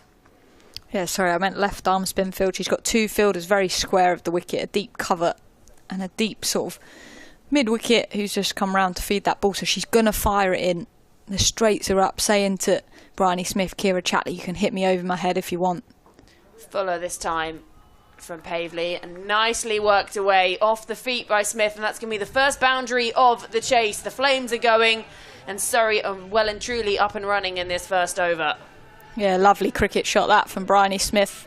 Slightly over-pitched, and she just leans on it, splits that mid-wicket, mid-on, and finds her first boundary of the innings. You know it's a good shot as well when the batter doesn't run. Quick again from Pavley in the first dot of the over. I don't think I've ever seen Bryony Smith leave a ball. She's like the Ben Duckett. She bowled at that wide line though, Pavley.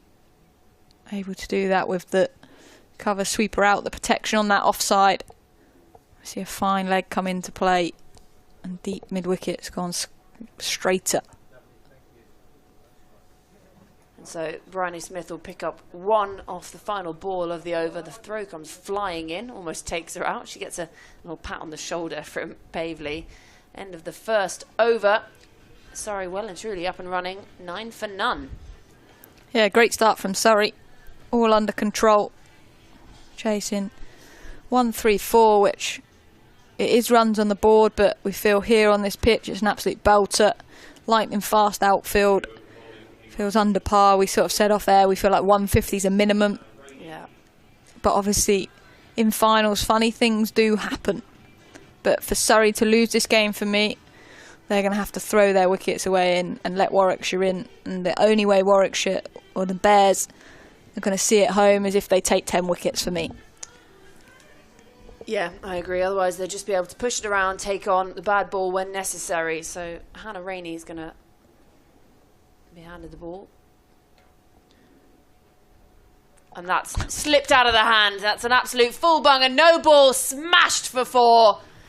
Welcome to the party. Bryony Smith's eyes must have just lit up at that. Yeah, interesting field this for me as well. So having a deep third and a deep fine, but just maybe a bit of nerves in that delivery. And Bryony Smith, a player of her class, is not going to let you get away with that one. A free hit. She'd be playing for the Yankees with a shot like that. Oh. So free hit. Our first free hit of the day? It is. Buckle up. Big swing from Bryony Smith. That was all it was ever going to be. Back-to-back boundaries. Bish, bash, bosh, Bryony. Yeah, she has fantastic hands, does Bryony Smith. She just uses her feet slightly there and just hits through the ball over a wide long on. Easy pickings that from Bryony Smith. And definitely some nerves from Hannah Rainey here for the Bears. Captain Georgia Davis just going to try and settle her down. But this is how Surrey plays, isn't it? They're always going to come at you. And as a bowler on a pitch like this, it's challenging. Change of field, bringing third up in a deep square.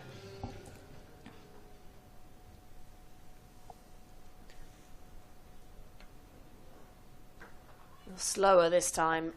And finally a dot ball, you'd be relieved if you're Rainey.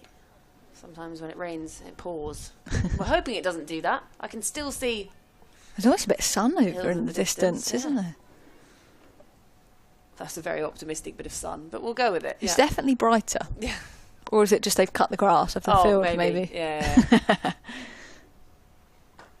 Shot. On the half volley. Well stopped. Tell you what, that middle of Bryony Smith's back is flying today so far. But great bit of work from Pavley. A left arm spinner. Laughing as well. That's got to have hurt. She's hit that hard, Bryony Smith. And because of that, she's sat now on the ring at extra cover. So single options on the offside, but I don't think Bryony Smith's going to take those.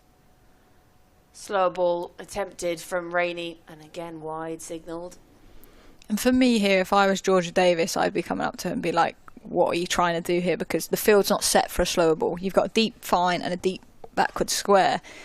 Your margin for error, obviously she's trying to double bluff her, but actually in T20 cricket sometimes you've got to keep it simple. Go, I'm going to bowl a slow ball, bring this up, put my protection out. She's bowled her. Well, that is the end of Bryony Smith. Rainey has had a tough time of it in this over. Plays on Bryony Smith. She looks so frustrated with that one. She was going along really nicely. Rainey gets all the handshakes and high fives. Oh, you'd be relieved, wouldn't you? Yeah, it's T20 cricket at its best, isn't it? The batter's after you, you're under the pump, but you get one right and you send the Surrey captain Bryony Smith back to the pavilion. But she's played a fantastic knock for her team, 16 off 10. The momentum in Surrey's favour.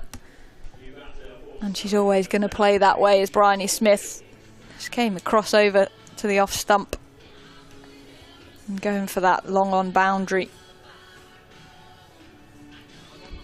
There's barely any celebration at all from Rainey. Nat Rafe enjoyed it though, the keeper, didn't she? I love a big Sally. Look who's come to the crease though. No let off. No let off. So when it rains, it pours, as we say. So that brings Paige. Wow. Well, whoever that is. And also brings Paige Schofield out to the middle. 2 still to come in this over. She replaces her captain. She's got Kira Shatley at the other end, though, who we know has a 95 in T20 just a few weeks ago. And she almost plays on as well.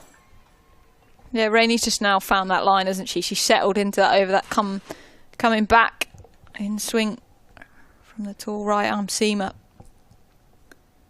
But England released Schofield to come and play T20 cricket for Surrey in the final. You wouldn't be too unhappy with that, would you, if you were Surrey? get the call from England. You can have Schofield hit her. Yes, please. Thank you. But I'm also buzzed for her that she had that England call-up. It's very deserved. Well, a mixed bag of an over, that one from Rainey. She finishes it with a dot, but 10 runs and the wicket, and the big wicket of the captain coming from it. So at the end of 2, Surrey 19 for 1. Schofield's yet to get off the mark, and Kira Chatley, well, she's barely had anything to do. She might as well take a stool, be a spectator at the moment. Just a 1 from the one that she's faced. Yeah, just chilling at the other end. But yeah, back to Paige. I think she's been a prolific run scorer in domestic cricket over many years. A brilliant striker of the ball. We saw as well in the 100 last year. She played some pretty special innings. So for her to finally get that England call up, and hopefully for her some more England caps coming her way. So already going to change things up with the bowling here on the Bears. Anu Surrey and Kumar has been handed the ball. So picked up 1 for 10 against Yorkshire. And obviously was playing in that under-19 side earlier on in the year. Had a great game against Pakistan. 3 for 17 there, but not actually had too much top-level cricket in the last few weeks. Made her debut for Bears in that last game. Has a feel for this one, does Chatley. And there is a fielder out there on the boundary going to cut it off, so it'll be just 1. Again, that nervous first delivery, isn't there? Just short and wide. But for me, again, I've played against Saruna Kumar in some second 11 cricket, and I think she's a very talented young cricketer, skillful with the ball. She's going to be an exciting all-rounder for the future, but she's got a big job to do here for the Bears today. Nicely played. That is absolutely glorious from Schofield. Rocks back, waits, and played magnificently through the covers. Yeah, short and wide again, but a player of Paige's class is not going to miss out on that. Just met it and punched off the back foot beautifully. It's a nice way to get your first boundary of the innings. I think Surrey will be really pleased to get off to sort of a flying start, because then you don't have the pressure later on. You know, we were saying if they don't lose all their wickets, they're probably going to get through pretty fine here, but they'll like to sort of stamp their authority early. Goes aerial this time, top edge, who's under it? Easily taken in the end, second wicket down. Surin Kumar has her first of the day. And you never know, you just never know in finals cricket. Yeah, just into the pitch, that from Saruna Kumar. Paige looked to go over to the leg side and got a top edge. She's disappointed as she walks off for Surrey. 24 for 2, chasing 134. The run rate's nothing to worry about, but as I said earlier, the only way Bears are getting in this game is to pick up wickets, to bowl Surrey out. And they're making a good start of it so far. Great start of things. Just completely mistimed that one, Paige. Looks back overhead, almost matrixing it to bend over backwards and watch it. And this is just what Warwickshire needed to start things off here. Yeah, and I look at what's to come as well from a Warwickshire point of view in terms of the bowling attack. They've got the leg spin of Hannah Baker, who has always been a threat for Warwickshire. You've got Millie Taylor, the left arm leg spinner, who's unique. We don't see many of those in the women's game, so it's something different, slightly different angle. And of course the captain Georgia Davis, that's going to bring control through the middle, so we're likely to see a lot of spin later. So there are wicket taking options for Bears, but we also know how Surrey's going to play. They're going to keep coming and keep coming hard. Here's Phoebe Franklin, she's off the mark straight away. Tell you what, you can tell it's a good pitch when that ball flies off the bat like that. Just lent on it by Franklin. Pavely has the work to do out of the deep cover boundary. Ball seems to be following her around, doesn't it? Everywhere she goes.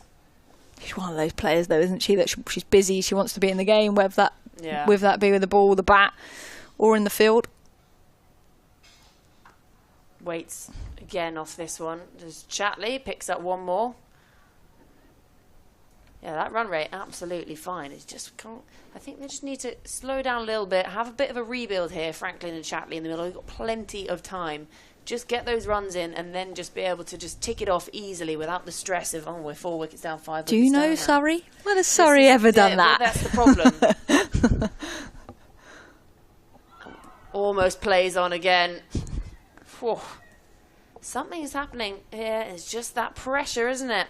We saw Bryony Smith play on, and then Paige Schofield nearly did the same first delivery, and actually almost the end of Phoebe Franklin there.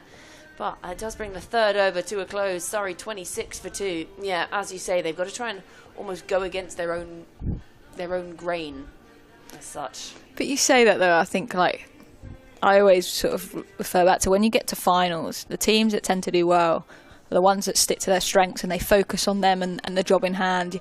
You sometimes see teams go to finals and say, for instance, you can go for something as simple as a toss. They always win the toss and bat first, and randomly in the final they bowl. Yeah. You got to stick to your guns and what's got you to this. And in finals, to be honest with you, it can take one good performance and it takes it out the hands. But if you stuck to what you've done well all competition to get you here, and that doesn't pay off, then it's like, okay, we weren't the better team on the day, but stick to your strengths, stick to how they go about it. And for Surrey, unfortunately for Warwickshire, that's to go hard at everything.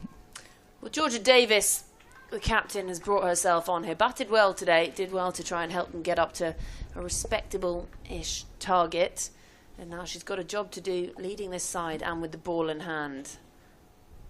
Yeah, again, like this field, Davis trying to bring some pressure with two fielders out on the leg side, long on and deep mid-wicket. But she's got a mid-wicket in on the single, because chasing this total, Georgia Davis has to have that. So she's got a third man open saying, go on, you can reverse if you want, but also has that attacking fielder stopping the easy single for Franklin and Chatley, also potentially bringing a wicket-taking opportunity with her coming round the wicket. Nice and solid in defence here, Franklin. Good start this from Davis. You can almost see Franklin's disappointment with a dot ball. With defending that, you can see in her body language. Where's her boundary option? Where's she going to go? Again, now this is a great start from Davis. We saw two of the less experienced, perhaps, bowlers start off, well, a little wayward, beginning of their over. The captain has just come out, and right from ball one, she's been really tight.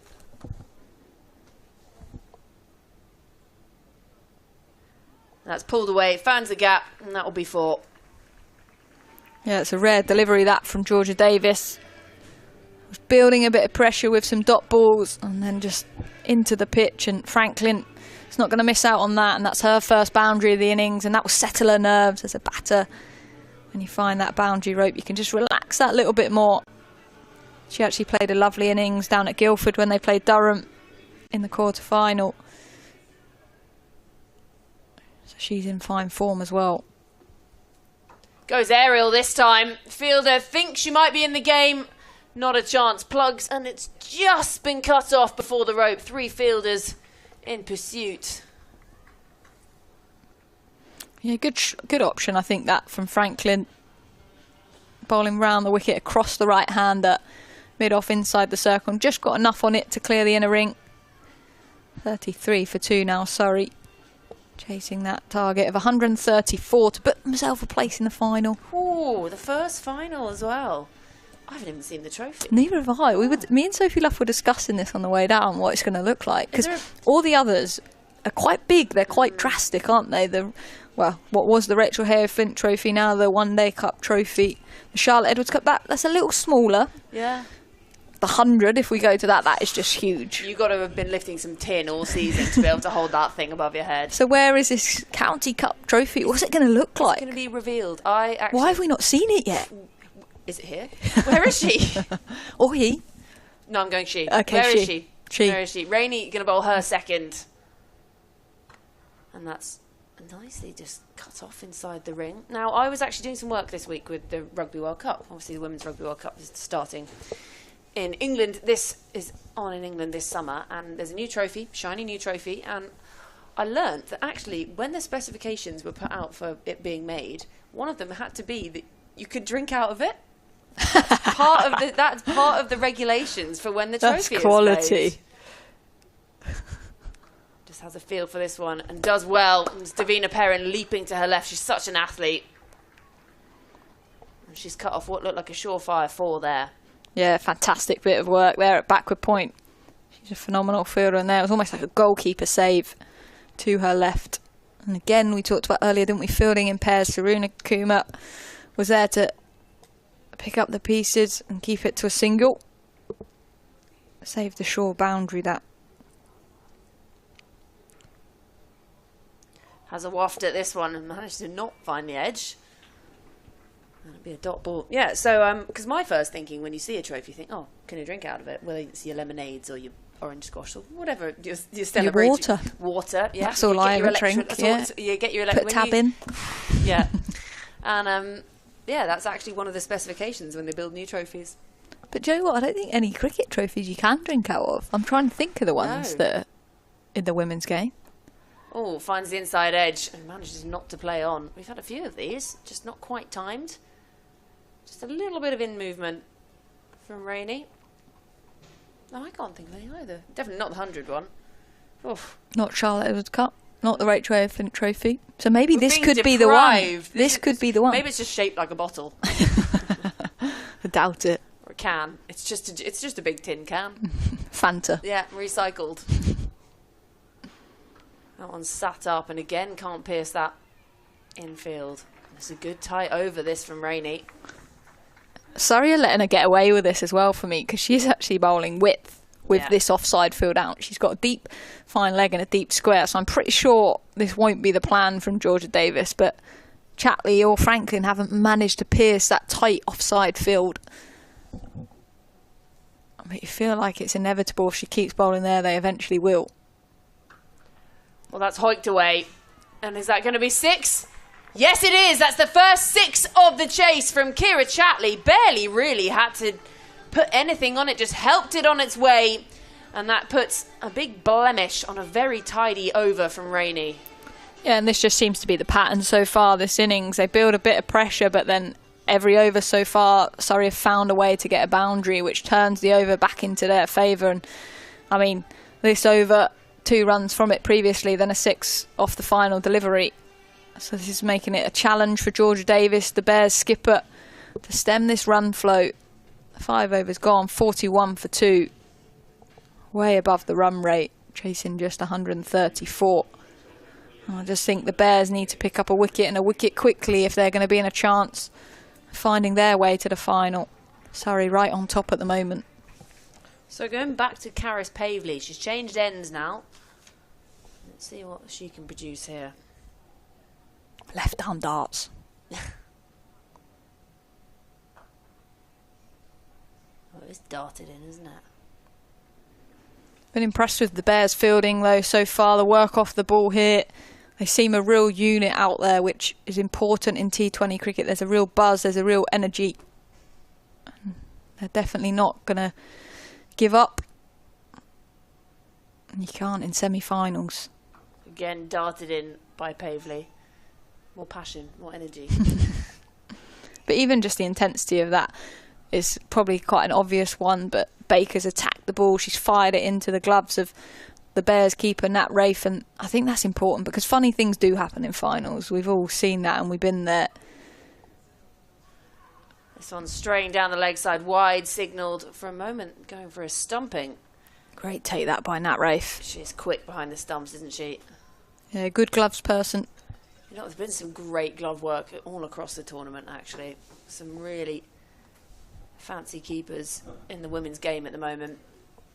And interestingly, Charlotte Edwards didn't announce a reserve keeper in her squad, did she? She didn't. Unless Tammy, I guess, Tammy Beaumont's in the squad, so she's there. But an out-and-out keeper, it was the debate of who she was going to pick. Pavley just darting this one in and this time overcompensating and well outside that wide line. I did see some footage of Tammy with the gloves. There you are then. Watching far too much social media. Need to read a book. This one cut away. Baker will come in and reduce it to just 1.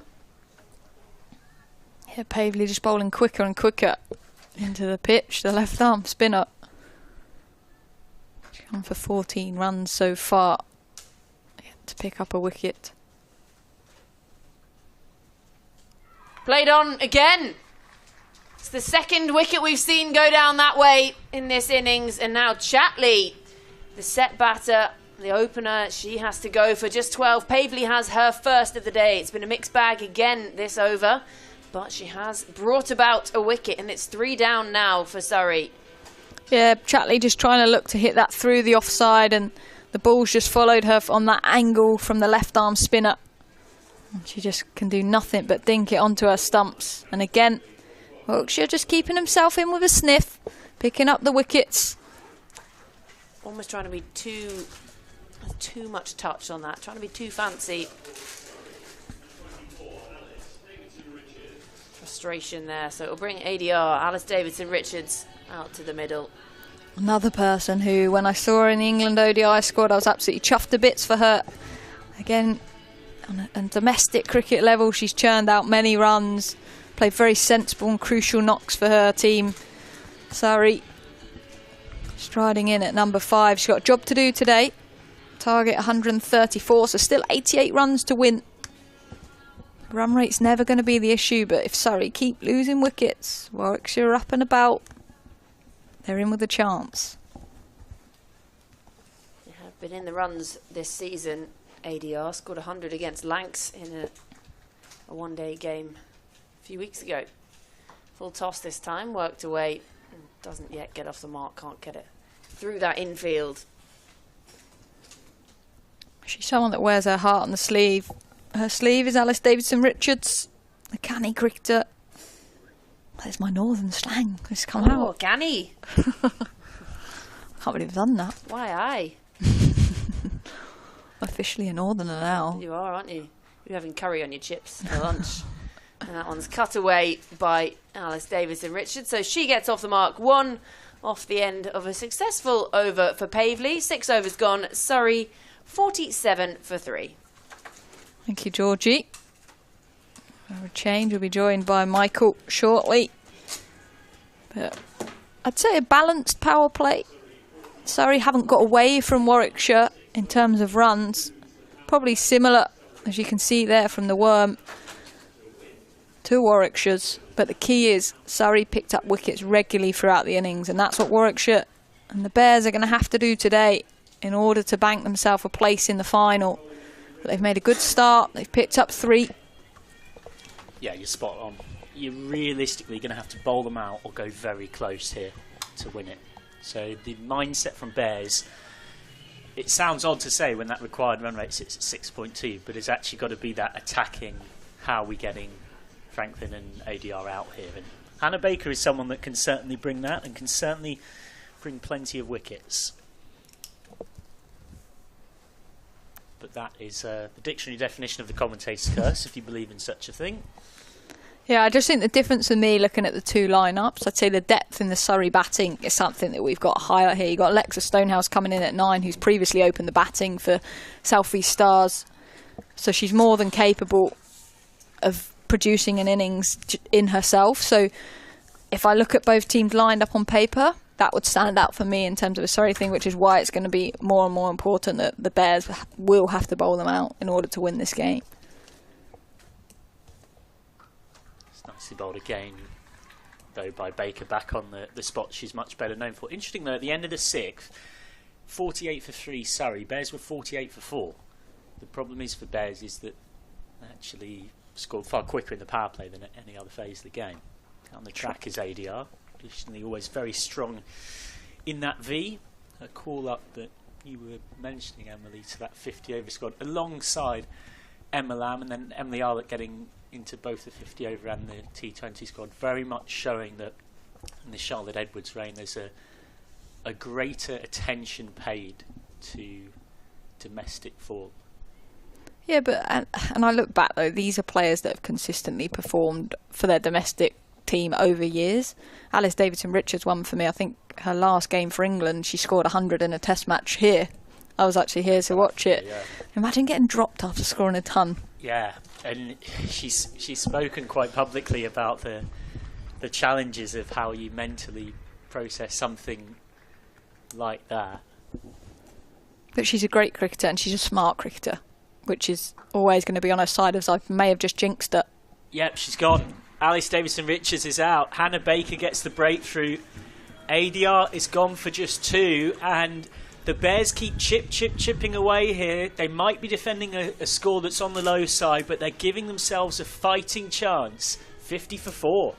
Yeah, you can see Alice Davison-Richards' disappointment as she walks off there. She's usually renowned for bringing that smartness in that Surrey middle order. And she just doesn't fire today. She finds that long on fielder, similar to some of the dismissals we saw from the Bears earlier. But what Surrey have is they've got another batter that's in fine form coming to the crease. I was there and felt the pain at Guildford when Emma Jones. It's like it's an unbelievable innings to bank them a place here against Durham. But disappointing that from Alice Davidson-Richards. But Bears are in with the shout. See, I wonder there, is she trying to clear that long on fielder, or was she actually trying to hit the pocket of going wide of long on in that sort of deep cow region, and because she mistimed it, that's what ends up presenting the catching chance? Sometimes as well you can be stuck in two minds, because she'd be well aware that that fielder's there, and actually probably had she put everything into that, she might have cleared it. But Warwickshire are finding a way at the moment. And out comes Emma Jones, 88 of 49 against Durham. So that's guided beautifully through point. Needs a really good bit of hustle out there from Suren Kumar to ensure it's 2 rather than 4. It was her maiden Surrey 50. Emma Jones, 7 overs gone, 50 for 4. Emily Windsor swapping for Sophie Luff alongside me. Yeah, Jones has been around for quite a while, but she almost had a bit of a re-breakthrough season last season, because 2021 she played every game as the Stars won the Charlotte Edwards Cup. Sort of really burst onto the scene. Very injury hit 2022 and 2023. And then last season, in what was a very competitive Stars side, she managed to break into their T20 side towards the back end of that campaign. And by the time Stars ended up at finals day, she'd established herself as a key all-rounder for them with her explosivity with the bat and pacey bowling. And she's now out there with Franklin. Davis coming right arm around. Speaking of rises and youngsters, Georgia Davis has certainly had some rise. That decision to quit being a police officer to pursue cricket, culminating in England appearance, being on the England A Tour as well recently in Oz, but she's been smacked away through extra cover there. It's a favourite area of Phoebe Franklin against spin, makes room, gets those fast hands through the ball and gets 4. Yeah, as you say, Michael, definitely a strength of Franklin's, and just think Georgia Davis coming round the wicket here is almost giving her the angle if she's going across the right-hand batter. She needs to bowl a little bit tighter and tuck Franklin up here. So I can see why she's coming around the wicket. She's actually coming back over the wicket now, but change in field as well. Long off goes back, which I think is the right field to Franklin. Square leg comes up. Flighted outside that off stump. Franklin plays it nicely. Deep cover for a single. Required rate, not a problem for Surrey here, and it hasn't really been a problem at any point, but it's those 4 wickets that have given the Bears belief they can complete what would be a pretty extraordinary defence on a pitch which in truth looks a pretty good batting track all told. Nicely bowled by Davis again, who was excellent against Yorkshire on Saturday, 2 for 25 of 4. He was the top wicket taker in Rachel Hayhoe from the Trophy a couple of years back. So that's short. Well, it's short and keeps a little bit low. I don't think that was far away from the top of off stump. Hasn't missed by a lot. Yeah, there was a yelp of frustration from Davis, in almost disbelief. It's a good over this, despite the boundaries, only conceded 5. Jones still settling into her work, looking to build on that big knock against Durham. There is some appeals for caught behind. Umpire Amy Clark is not interested and says there's your cap, George Davis. End of the over, 5 off it, 57 for 4 off 8. Yeah, all the excitement there from the keeper Nat Wraith. Bowler Davis not interested. I just looked up how old she is. She's only 25. It's just crazy because I can remember playing county cricket of old against Georgia Davis. Back in the day. Back in the day. Somerset against Warwickshire, we always seem to find ourselves in playoff games against Warwickshire. That was when you had to play the one up, one down kind of. You did win the league or come bottom of the league, and then there'd be a playoff game to see whether you stayed where you were or whether you deserved to swap over. We played Warwickshire numerous times in that sort of playoff game, and she definitely was playing in that era. She must have been about 15 at the time. It's Baker, who's right on the spot. Yeah, we're very much in a transitional phase, aren't we? The youngest of the youngsters bursting through now are the first that have pretty much only known full-time or close to full-time professional setups. It is worth reminding ourselves how far the game has come. You look back to 2020 when 5 full-time contracts being handed out at regional level was considered a big step forward. And now that feels a million years ago. Short. Wasn't that short, but picked up the length so quickly, Franklin, and has boshed that through square leg for 4. Great shot. Yeah, great footwork there from Franklin. Not even that short from Hannah Baker, but Surrey batter so quickly onto that, especially with square leg up in the ring. It's a great option by Franklin. She's manipulated the field nicely here. Big appeals and gone. Franklin out for 20. Baker gets her second. It's another wicket for Bears, who are making this run chase very testing for Surrey, who are in a bit of a pickle. Yeah, how many times have we seen that in this innings? Getting a boundary and then falling in the next couple of balls, and Franklin has to go. We talked about Surrey's batting lineup is absolutely stacked, but there's pressure on the girls coming in now. This is a knockout semi-final game, and there's still a lot of runs to get here. Lovely glove work as well, and it should be said as well that this is a Bears attack that is missing Katie George, Emily Arlott and Izzy Wong, so that only makes what we're seeing all the more impressive. Arlott, arguably one of, if not the most impressive seam bowler in the Metrobank One Day Cup so far this season.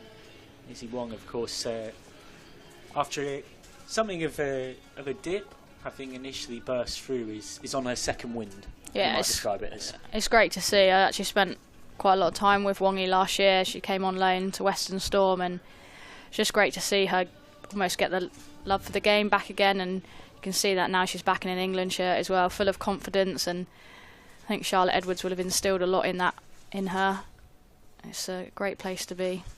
Kalia Moore out there, and Moore starting with a confident drive through the covers, for which she'll pick up one. Now she won't be overawed by the pressure of this situation. You think of Kalia Moore and pressure batting situation, do you think of the semi-final, the 50 over comp last season for the Stars against the Vipers at Beckenham? She and ADR had a match-winning stand that pulled things around from a pretty desperate point for the home side. Oh, chopped on. It's another one. 2 in and over for Baker. Emma Jones, who was the heroine of Surrey's brilliant win against Durham not so long ago in the quarter-final, is out for just 2. 62 for 6. Hannah Baker has 3 wickets to her name and is doing a remarkable job here for the Bears. Surrey almost reeling at 62 for 6. Quite remarkable scenes here in Taunton. And I talked about there's a lot of work for these Surrey batters that keep coming to do. And that's just made the job even harder. Yeah, he was just trying to guide it out through cover point, and this angle will show is a little bit early on it, in the contact point. That's what causes her to chop on. You can see the reaction, you can see the frustration for Jones.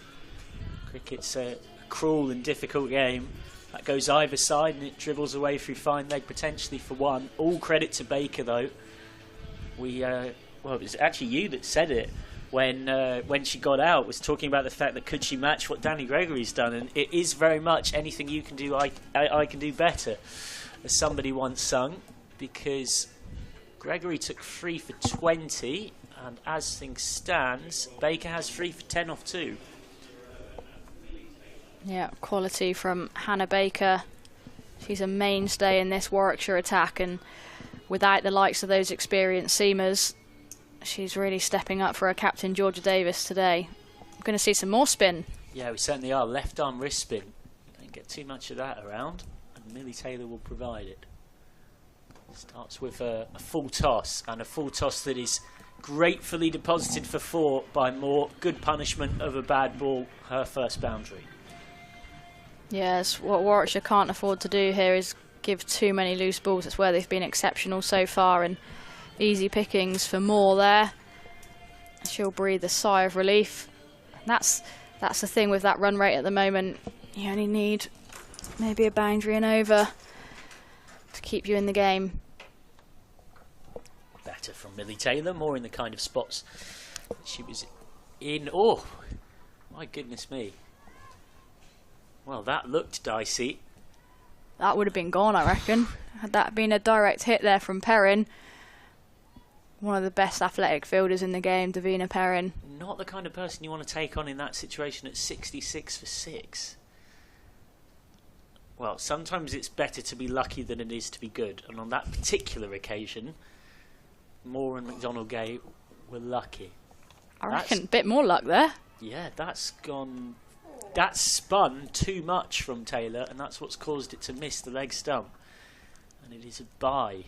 They're just coming down to have a little chat together here, McDonald-Gay and Moore. Try and recompose. Not sure how that has missed the stumps. And remember, of course, with the nature of this pretty sudden falling of wickets, they might have expected to bat at some point in the innings, these two.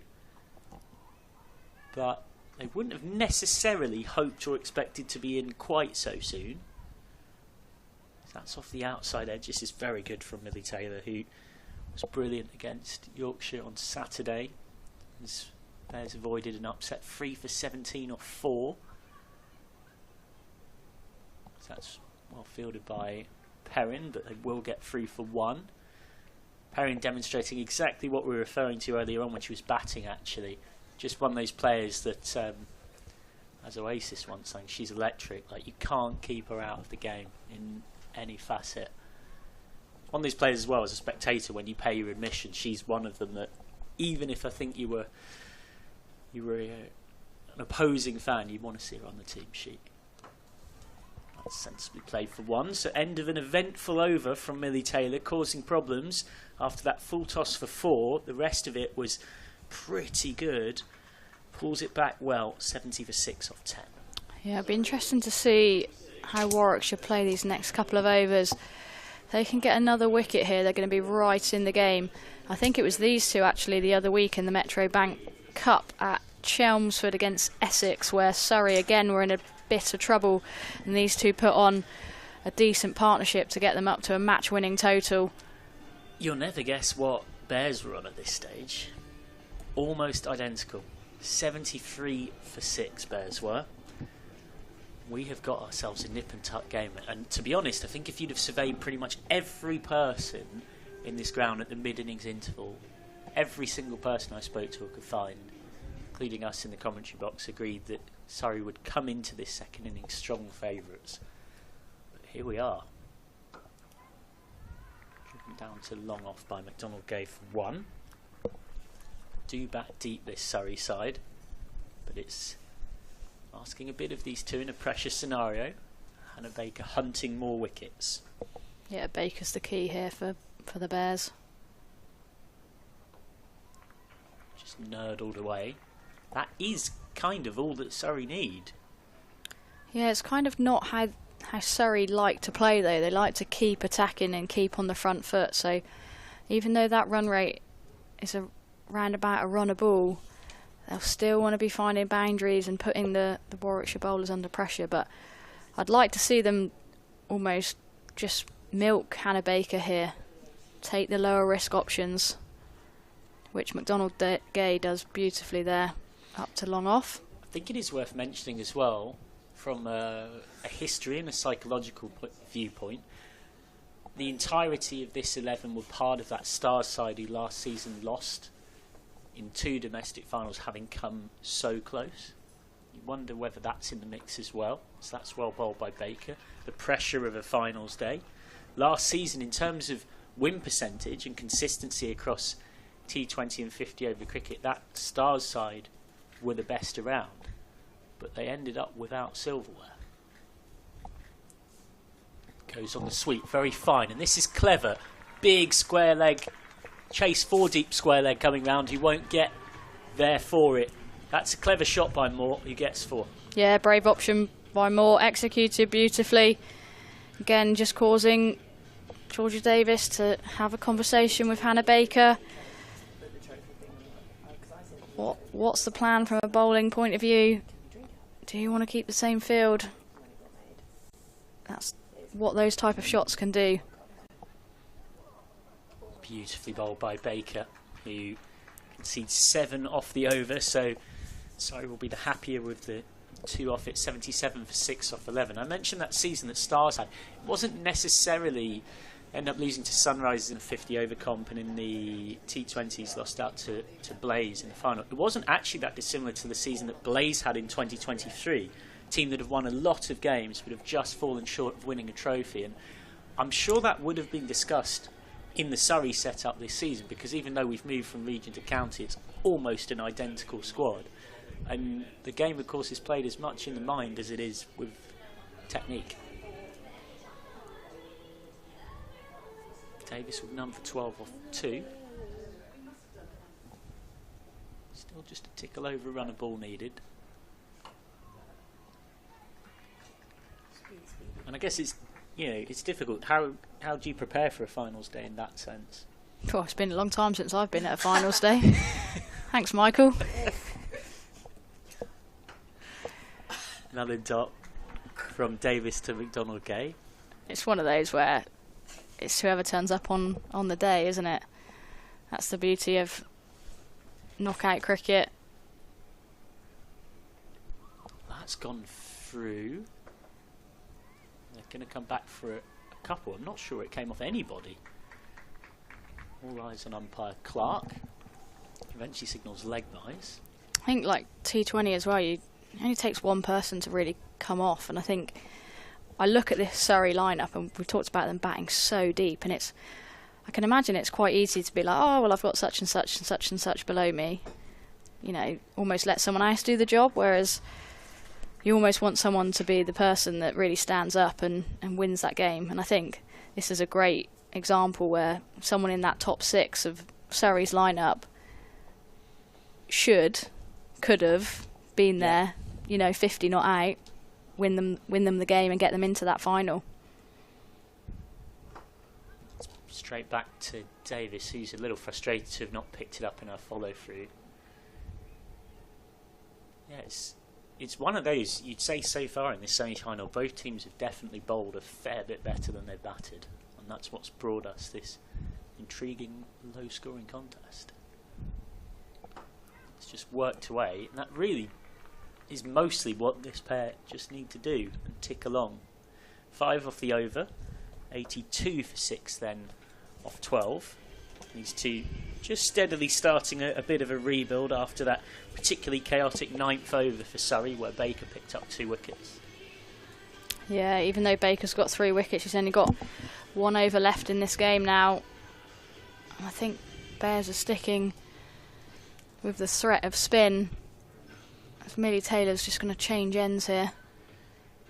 Well, it's going to be intriguing how Davis juggles her bowlers. She's got those 4 very different types of spin options of herself. Baker, Taylor's only bowled 1, Pavley's bowled a couple. And then her seam options, Rainey's got 2 left, and Suren Kumar's only bowled 1. Haven't seen Bethan Ellis yet either. Yeah, and Ellis was excellent in particularly round 3 of this new competition. Skiddy medium paces.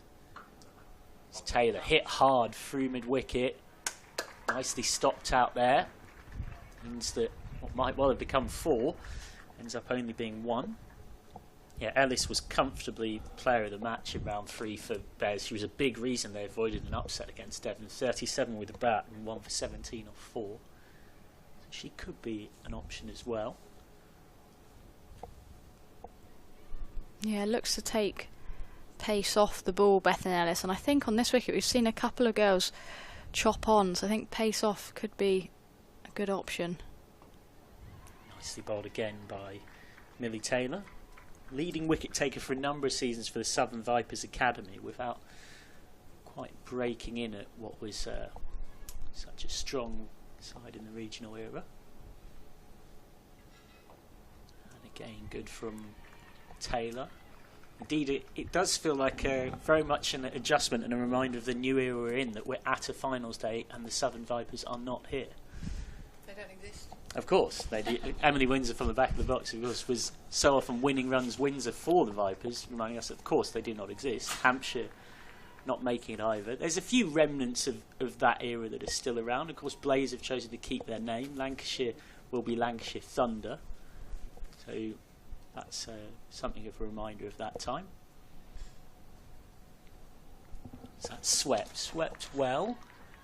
Behind square for 1. They are going to come back, and it's a good decision, even with a better throw. But it's a tight over from Millie Taylor, who's done her best to turn the screw. 3 off it, 85 for 6 then off 13. Yeah, that run rate, albeit only creeping up slightly, but getting closer towards 7s now.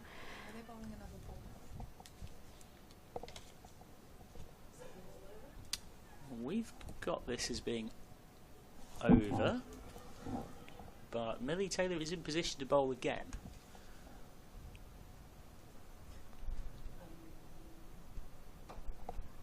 And that's indeed bowled, so that goes for 1. Our scoreboard just catching up, so in fact it's going to end up being 86 for 6 off 13. 4 off it then. 48 to win off 42, so just under 7 and over needed. It's good work from Bears just to edge that up. It looks like Amu Kumar might be coming back on. 1 over so far. There's a bit of a consultation going on here. While you can see Maura McDonald-Gay having a chat on your screen, the Bears are having a proper chat about who it's going to be, but it does look to me like it will be Surrey Kumar. 1 for 10 off her only over against Yorkshire on Saturday, and indeed she is back on here. 1 for 7 from her only over today. She came on early doors and got the big wicket of Paige Schofield, released from England and available to Surrey. Got her for just 4. That's been a brilliant thing about this new England era, albeit very, very fresh in its infancy. The fact that Schofield's been released and can come and play in this competition. Straight back to Surrey Kumar. Yeah, so I heard Lauren Winfield-Hill talking about this on the Wisdom Cricket podcast, and essentially just said there was a feeling for a number of years that suddenly now a far greater deal of importance has been attached to county cricket in relation to the England conversation. Obviously it was regional cricket. Shorter and straight to Rainey at backward point. Can't quite gather cleanly. Thought of 2, they'll stick with 1. And also, of course, a noticeably greater frequency of England players making regular appearances, both 50 over in T20 cricket, and that drives standards up, and there's also an expectation on those players to perform and justify their England spot, so breeds competition all round. Nicely bowled again by Surrey Kumar, who again is just quietly putting together a good over here. Yeah, I like that line from Surrey Kumar. Talk about it a lot, but attacking those stumps, top of the stumps, most batters will find it hard to score. Probably got away with that one. Swipe and a miss. Slightly nervous swipe and a miss from McDonald-Gay, who finds herself 6 off 12. That's definitely not the line that Surrey Kumar is looking to bowl, albeit they are just changing the field. But she didn't have anyone in that third man region there. So to give width, you're asking for trouble. They have filled that spot now, though. Just turned away. They'll want 2 here. And they're not going to take it against some very good work out there from Karis Pavley. Yeah, the energy from the Bears fielders, and particularly in the in the deep has been brilliant. Likes of Perrin, Pavley.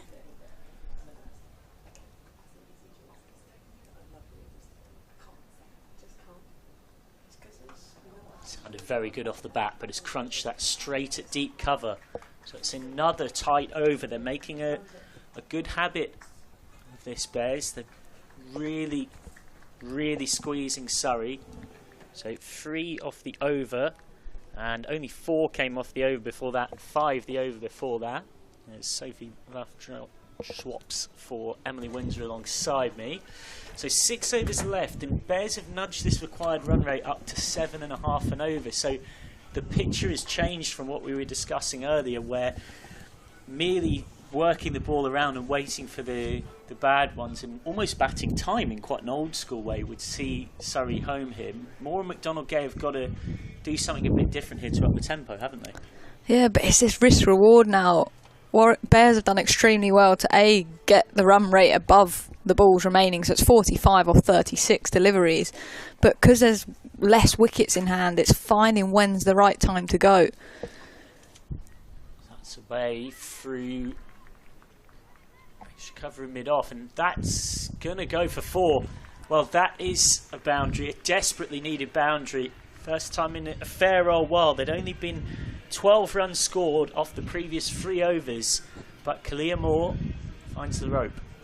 Yeah, it's almost like you said there. She's gone, now's a chance to take it on, and getting a boundary early in the over does give you some grace, but I think Millie Taylor just slightly too wide there with mid-off inside the circle. That's a good strong shot as well that will take some cutting off, and what is a fast outfield. It's a very neat dive and slaloming stop, bringing out her very best Hannah Hampton impression, and keeps that to 2 with the assistance of Perrin. And stops like that are vitally important in this. If that goes for 4, Surrey are already dominating the over, but they've kept it down to 2. It's a little shorter. That's pulled away. More work for Perrin out here, and a great chase and flick back again by Davina Perrin. So again, some great Bears fielding has turned 4 into 2. And I'm interested actually from here how Georgia Davis juggles her bowlers. Obviously she's bowled 3 already. Hannah Baker, they're probably the pick of the bowlers in terms of stemming the run flow, and it's when you go for those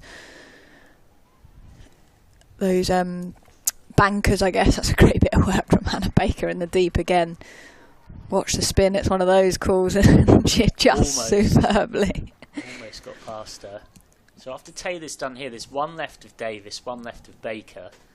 They're surely both going to bowl out, that's a given. So then they've got to find 3 overs between Suren Kumar, Rainey and Pavley, and 1 left for Taylor. It's when you'd go with your bankers. Yep. Obviously if you go early, they're going to go, which I personally, if I was leading the side, would go with that option, because if you pick up a wicket, then you're back in the game. At the moment, these two have built a really nice partnership. Kalia Moore's leading from the front with 27 off 22.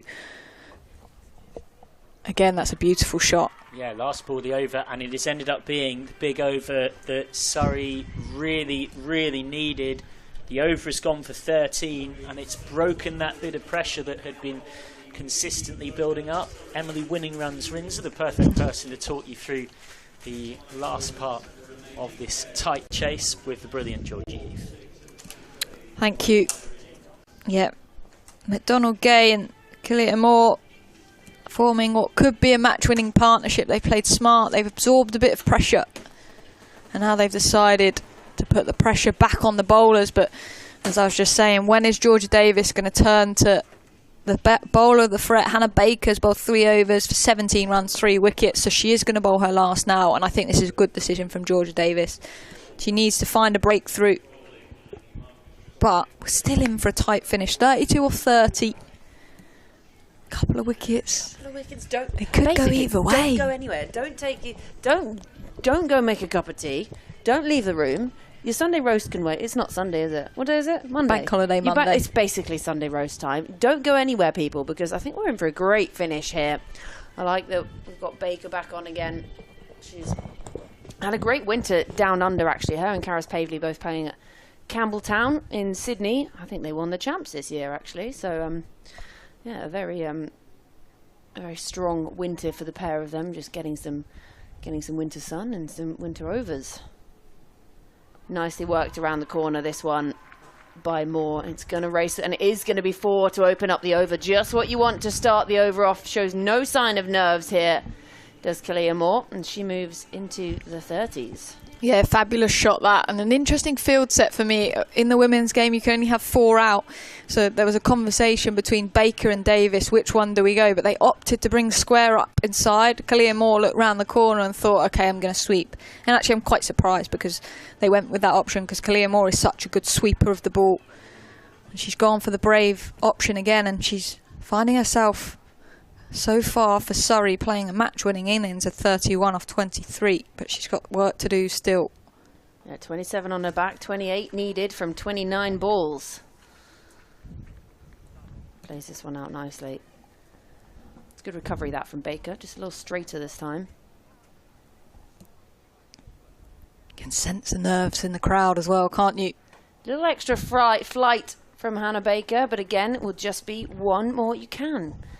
I think Surrey, you know, early on they obviously had early wickets and they thought 134, you know, pretty standard chase this, and obviously Bryony Smith came out and had a bit of a bludgeon early on, but early wickets and then the pressure of finals day, and that's really well stopped again by Davina Perrin diving to her left. I'll tell you what, she's been phenomenal in the field, Perrin. She's saved a fair few boundaries, and that was set to be one of those, so she's playing an absolute blinder with the side. She didn't necessarily get the runs she wants, but she's saving some important runs in the field. So important to be that player that really can provide in different, you know, we're not going to see it with the ball in hand, but to be able to provide in the field. And if you think, you know, when coaches are marking it against you, you have your +1s, your -1 in the field. She must have saved at least 10 runs already out in the field today. She is, and her captain always puts her in the hot spots in the ring as well, because she's so good at that. This one not fielded cleanly. Gets down in the full long barrier, but doesn't cost her anything. I think that might have hit her as well, where if you're a man, you don't want to be hit. So 8 coming off that over, 16 gone. Now 24 needed from 24. Oh, Emily Windsor, we're in for an absolute humdinger here. Yeah, and it doesn't sound a lot, does it? You look at the worm there, and it's pretty much on par. But again, at the back end of that inning, Surrey managed to pick up wickets, and that's what Warwickshire have got to do. And we're going to the young Serena Kuma. Could she be the one? And that's what it's about in finals. It is. You've got the opportunity to be the one and grab it with both hands.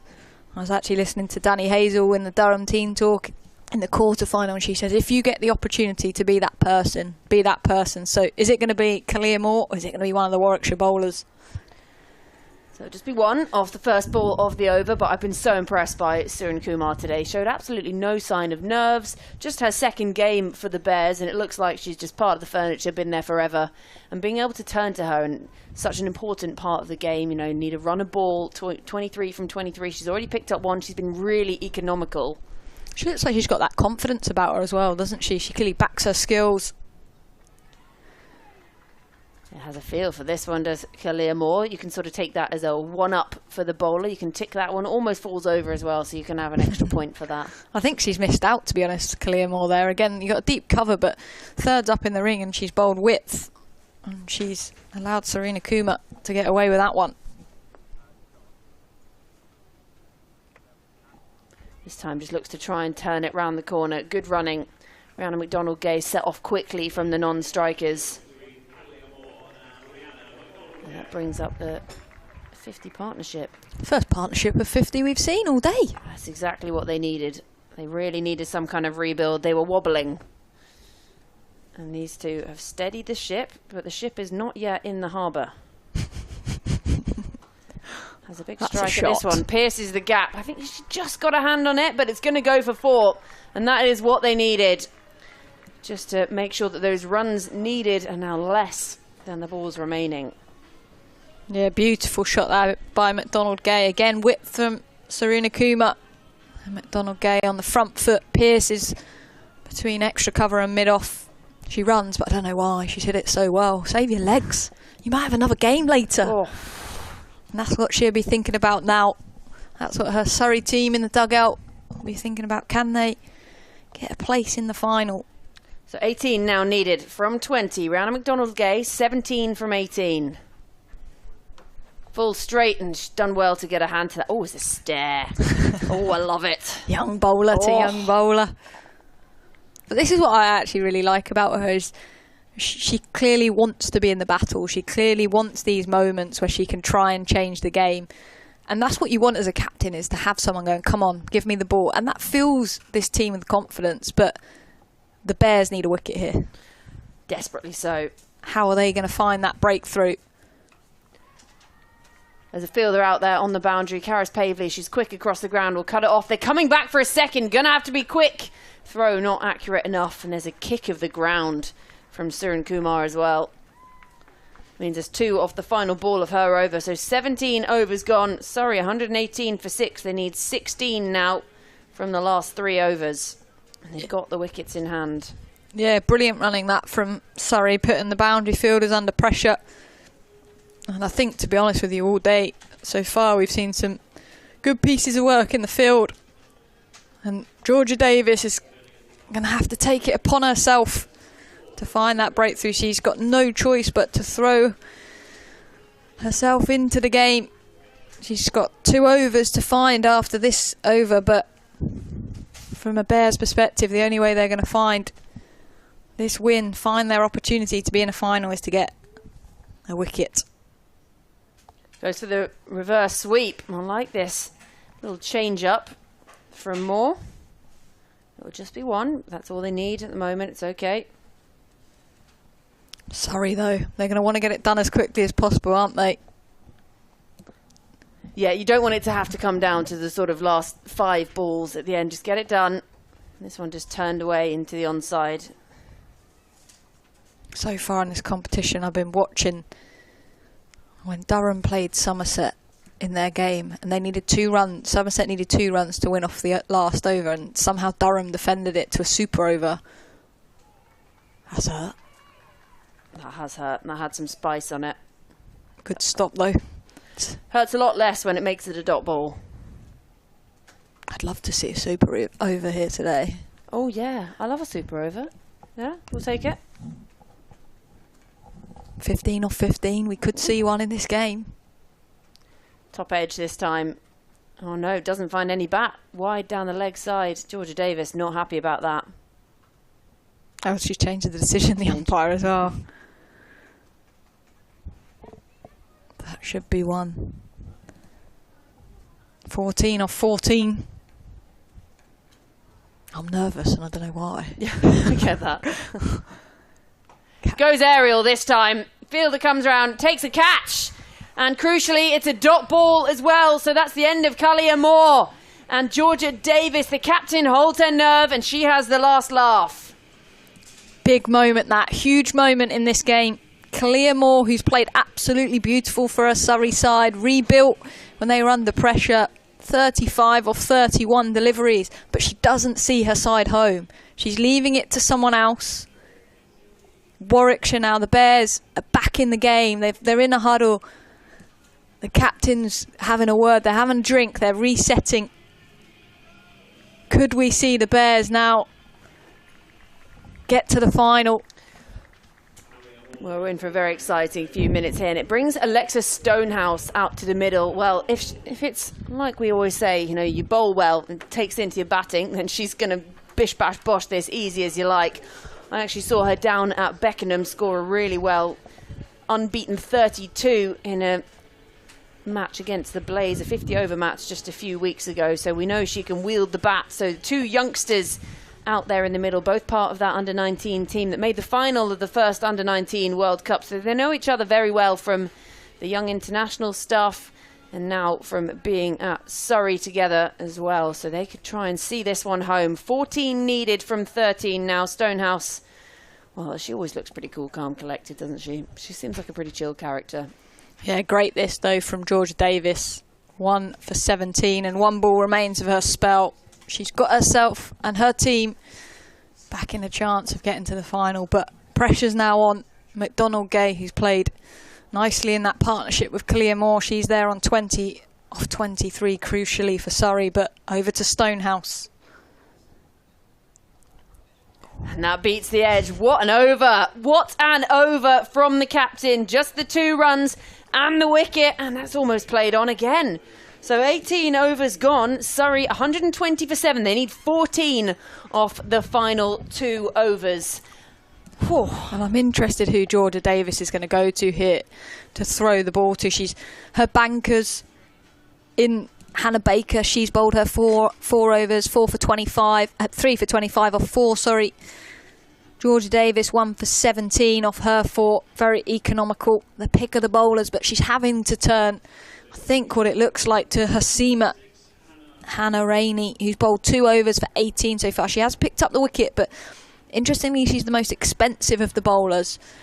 But the bankers, Davis has already thrown the ball to. So, someone who, Rainey, we discussed, has been around the circuit for a while, but she hasn't had much first team experience. So, there'll be nerves there, no doubt. But she's got the support of her captain, Davis, who looks like she knows exactly what she wants from her. 3 fielders out leg side, deep cover the field. So I'm hoping to see some pace off deliveries here, because she does bang it into the pitch, but let's buckle up. Here we go, penultimate over. It is banged in this time, and it falls just in front of Rihanna McDonald-Gay. Came absolutely flying through Rainey to try and get the run out complete. Yeah, just everyone needs to take a breath, I think.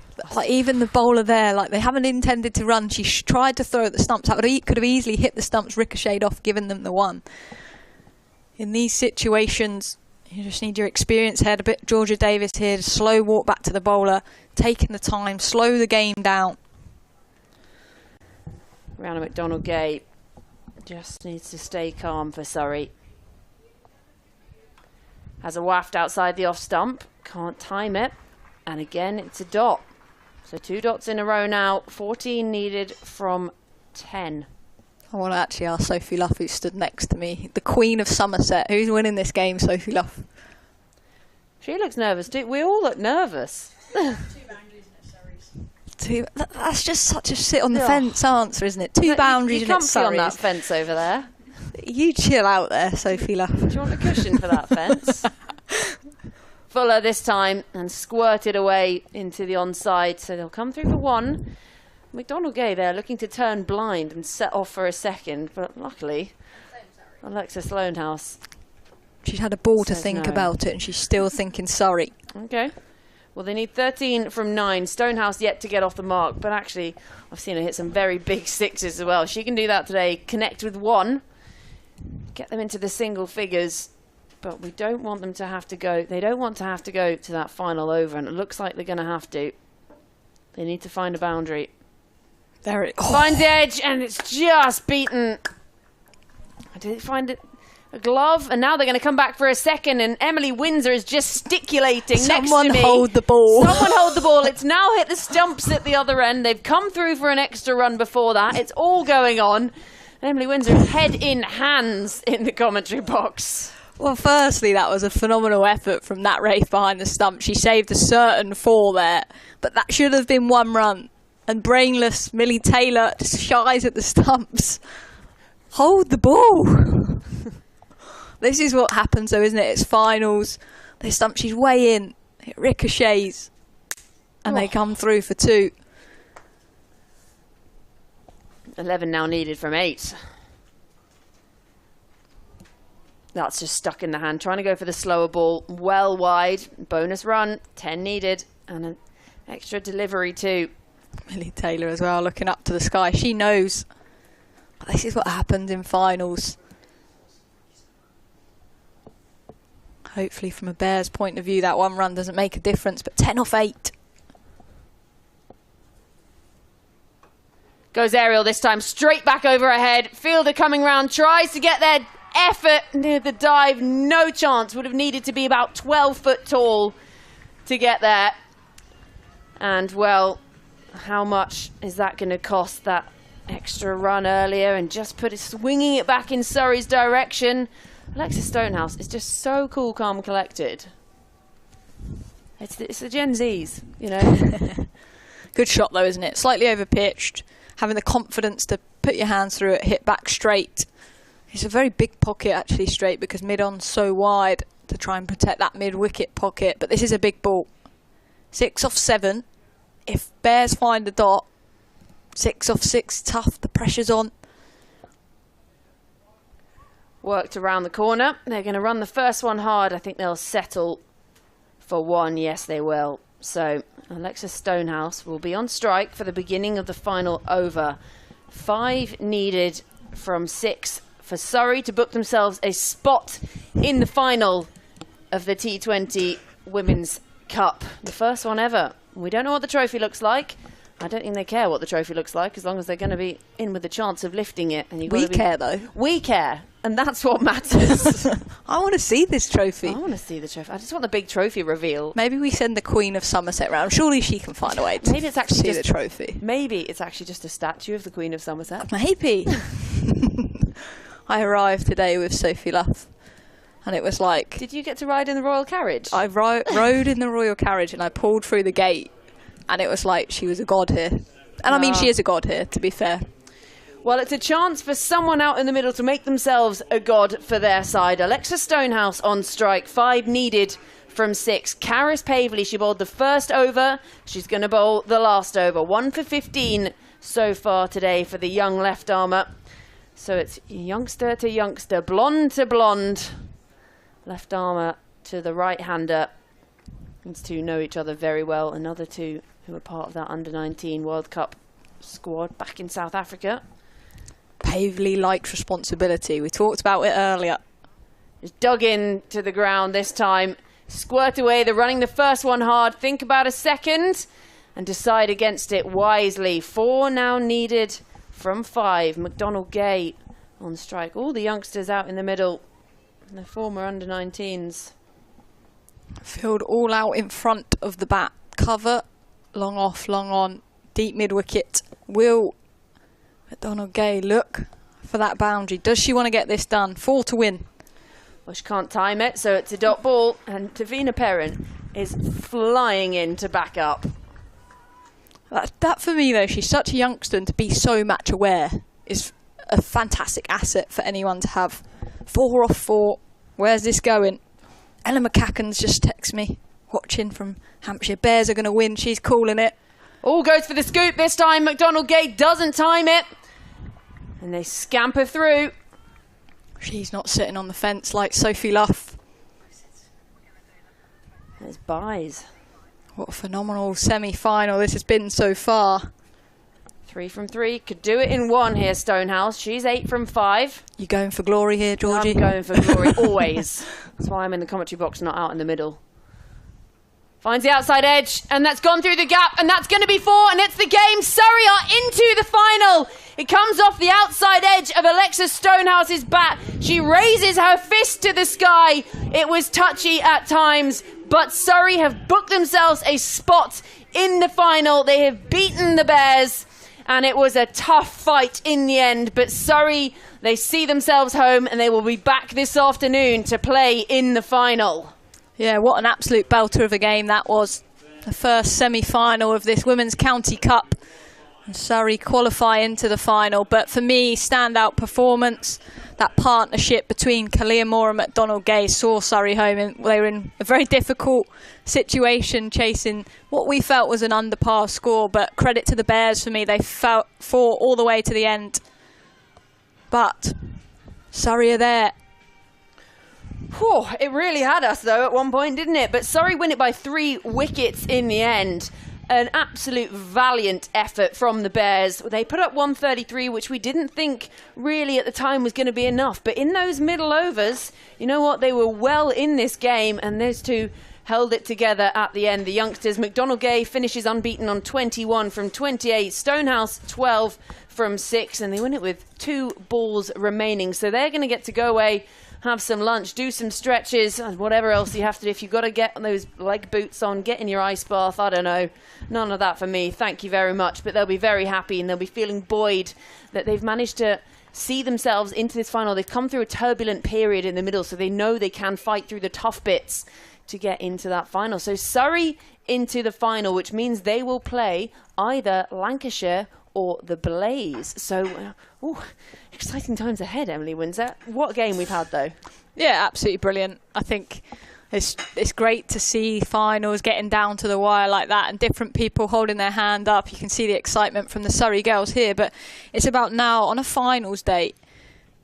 When you play that first game, you've got this high, you've got this buzz of winning, and then there's now another game of cricket, which is 3 hours. So you've got to bring yourself down, but also make sure you've got enough in there to pull yourself back up, because there's always this debate. Is it better to play the back-to-back games? Whoever wins this next game is going to be on a super high and stay high. So top score 35 from Kalia Moore, but input from a few different batters around. So started quickly, Smith at her 16, 12 from Chatley, but 20 in the middle from Franklin. So just a few of them just having that input to get up to the relatively low score. And then at the end, unbeaten on 21, McDonald Gay and Alexa Stonehouse. Well, a 200 strike rate, 12 from the 6 that she faced. So a great way to finish for her. And it was that partnership of 58 between Moore and McDonald Gay that really dragged them back into the game. And it was just, it's what you need. You need one important partnership in T20 cricket. And they found that further down the order today, did Surrey. And that's what helped really see them into the final. And then Alexa Stonehouse coming out the end, doing what she does so well, just playing cool, calm, collected cricket and seeing them over the line. So Surrey winning it by 3 wickets. Stonehouse 4 for 29 and then finishing it at the end. So she's had a pretty good day out.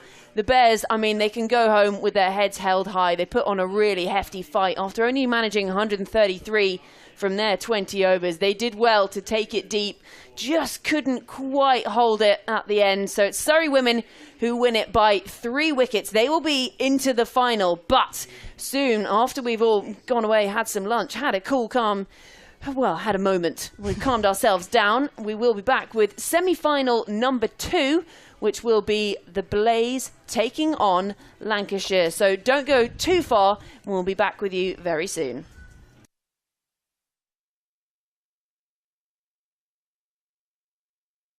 We're here today to launch the ICC Women's T20 World Cup 2026, which we are hosting here in England and Wales across 7 iconic venues next summer. To have a home World Cup, to have watched it in the crowd and to have some a competition like that to look forward to next year is really, really special. I want to support women's cricket in as many ways as I can, and I think we all need to find ways to support them, attend the games and root for our favourite teams and all the players. I feel like I've played World Cups all around the world now, and it's going to be so exciting to play at home, play at Old Trafford. I think it's really exciting. The energy today at this event was amazing. Sitting next to Malala, sitting across from Ellie. Energizing, empowering, and I think it was kind of a call of duty. I think today's really important because you brought a whole bunch of people with different perspectives into one room. It's very rare that you get everybody to clear their diaries to do that, and it just goes to show how important it is as well. It'll pass quicker than you can ever imagine. Even the build-up to it, I think the build-up is almost just as special as the tournament itself. You can kind of feel like something is changing. You immediately feel like you're part of it and you're part of a movement. What it means for us to host a World Cup, and I look back as a huge sports fan and think of the Euros for the women and what that did for women's sport, for football. We've now got a chance to go beyond what football, for it to become that seminal moment for cricket, for sport in this country. But every time there is a victory, it is a ripple effect. It affects women's salaries and what they get because of their skill set, their dynamic personalities, and the audience that they grow. Everybody wins. I think that it's just a really great opportunity to be able to build now on everything that we've spoken about today, so that next year is just the most amazing summer and it's a brilliant event. We need your support, we love your support, and hopefully you can roar us on to many victories. It's the year that women's cricket breaks into the mainstream and stays there. The spirit of cricket is a really precious thing. The spirit of cricket.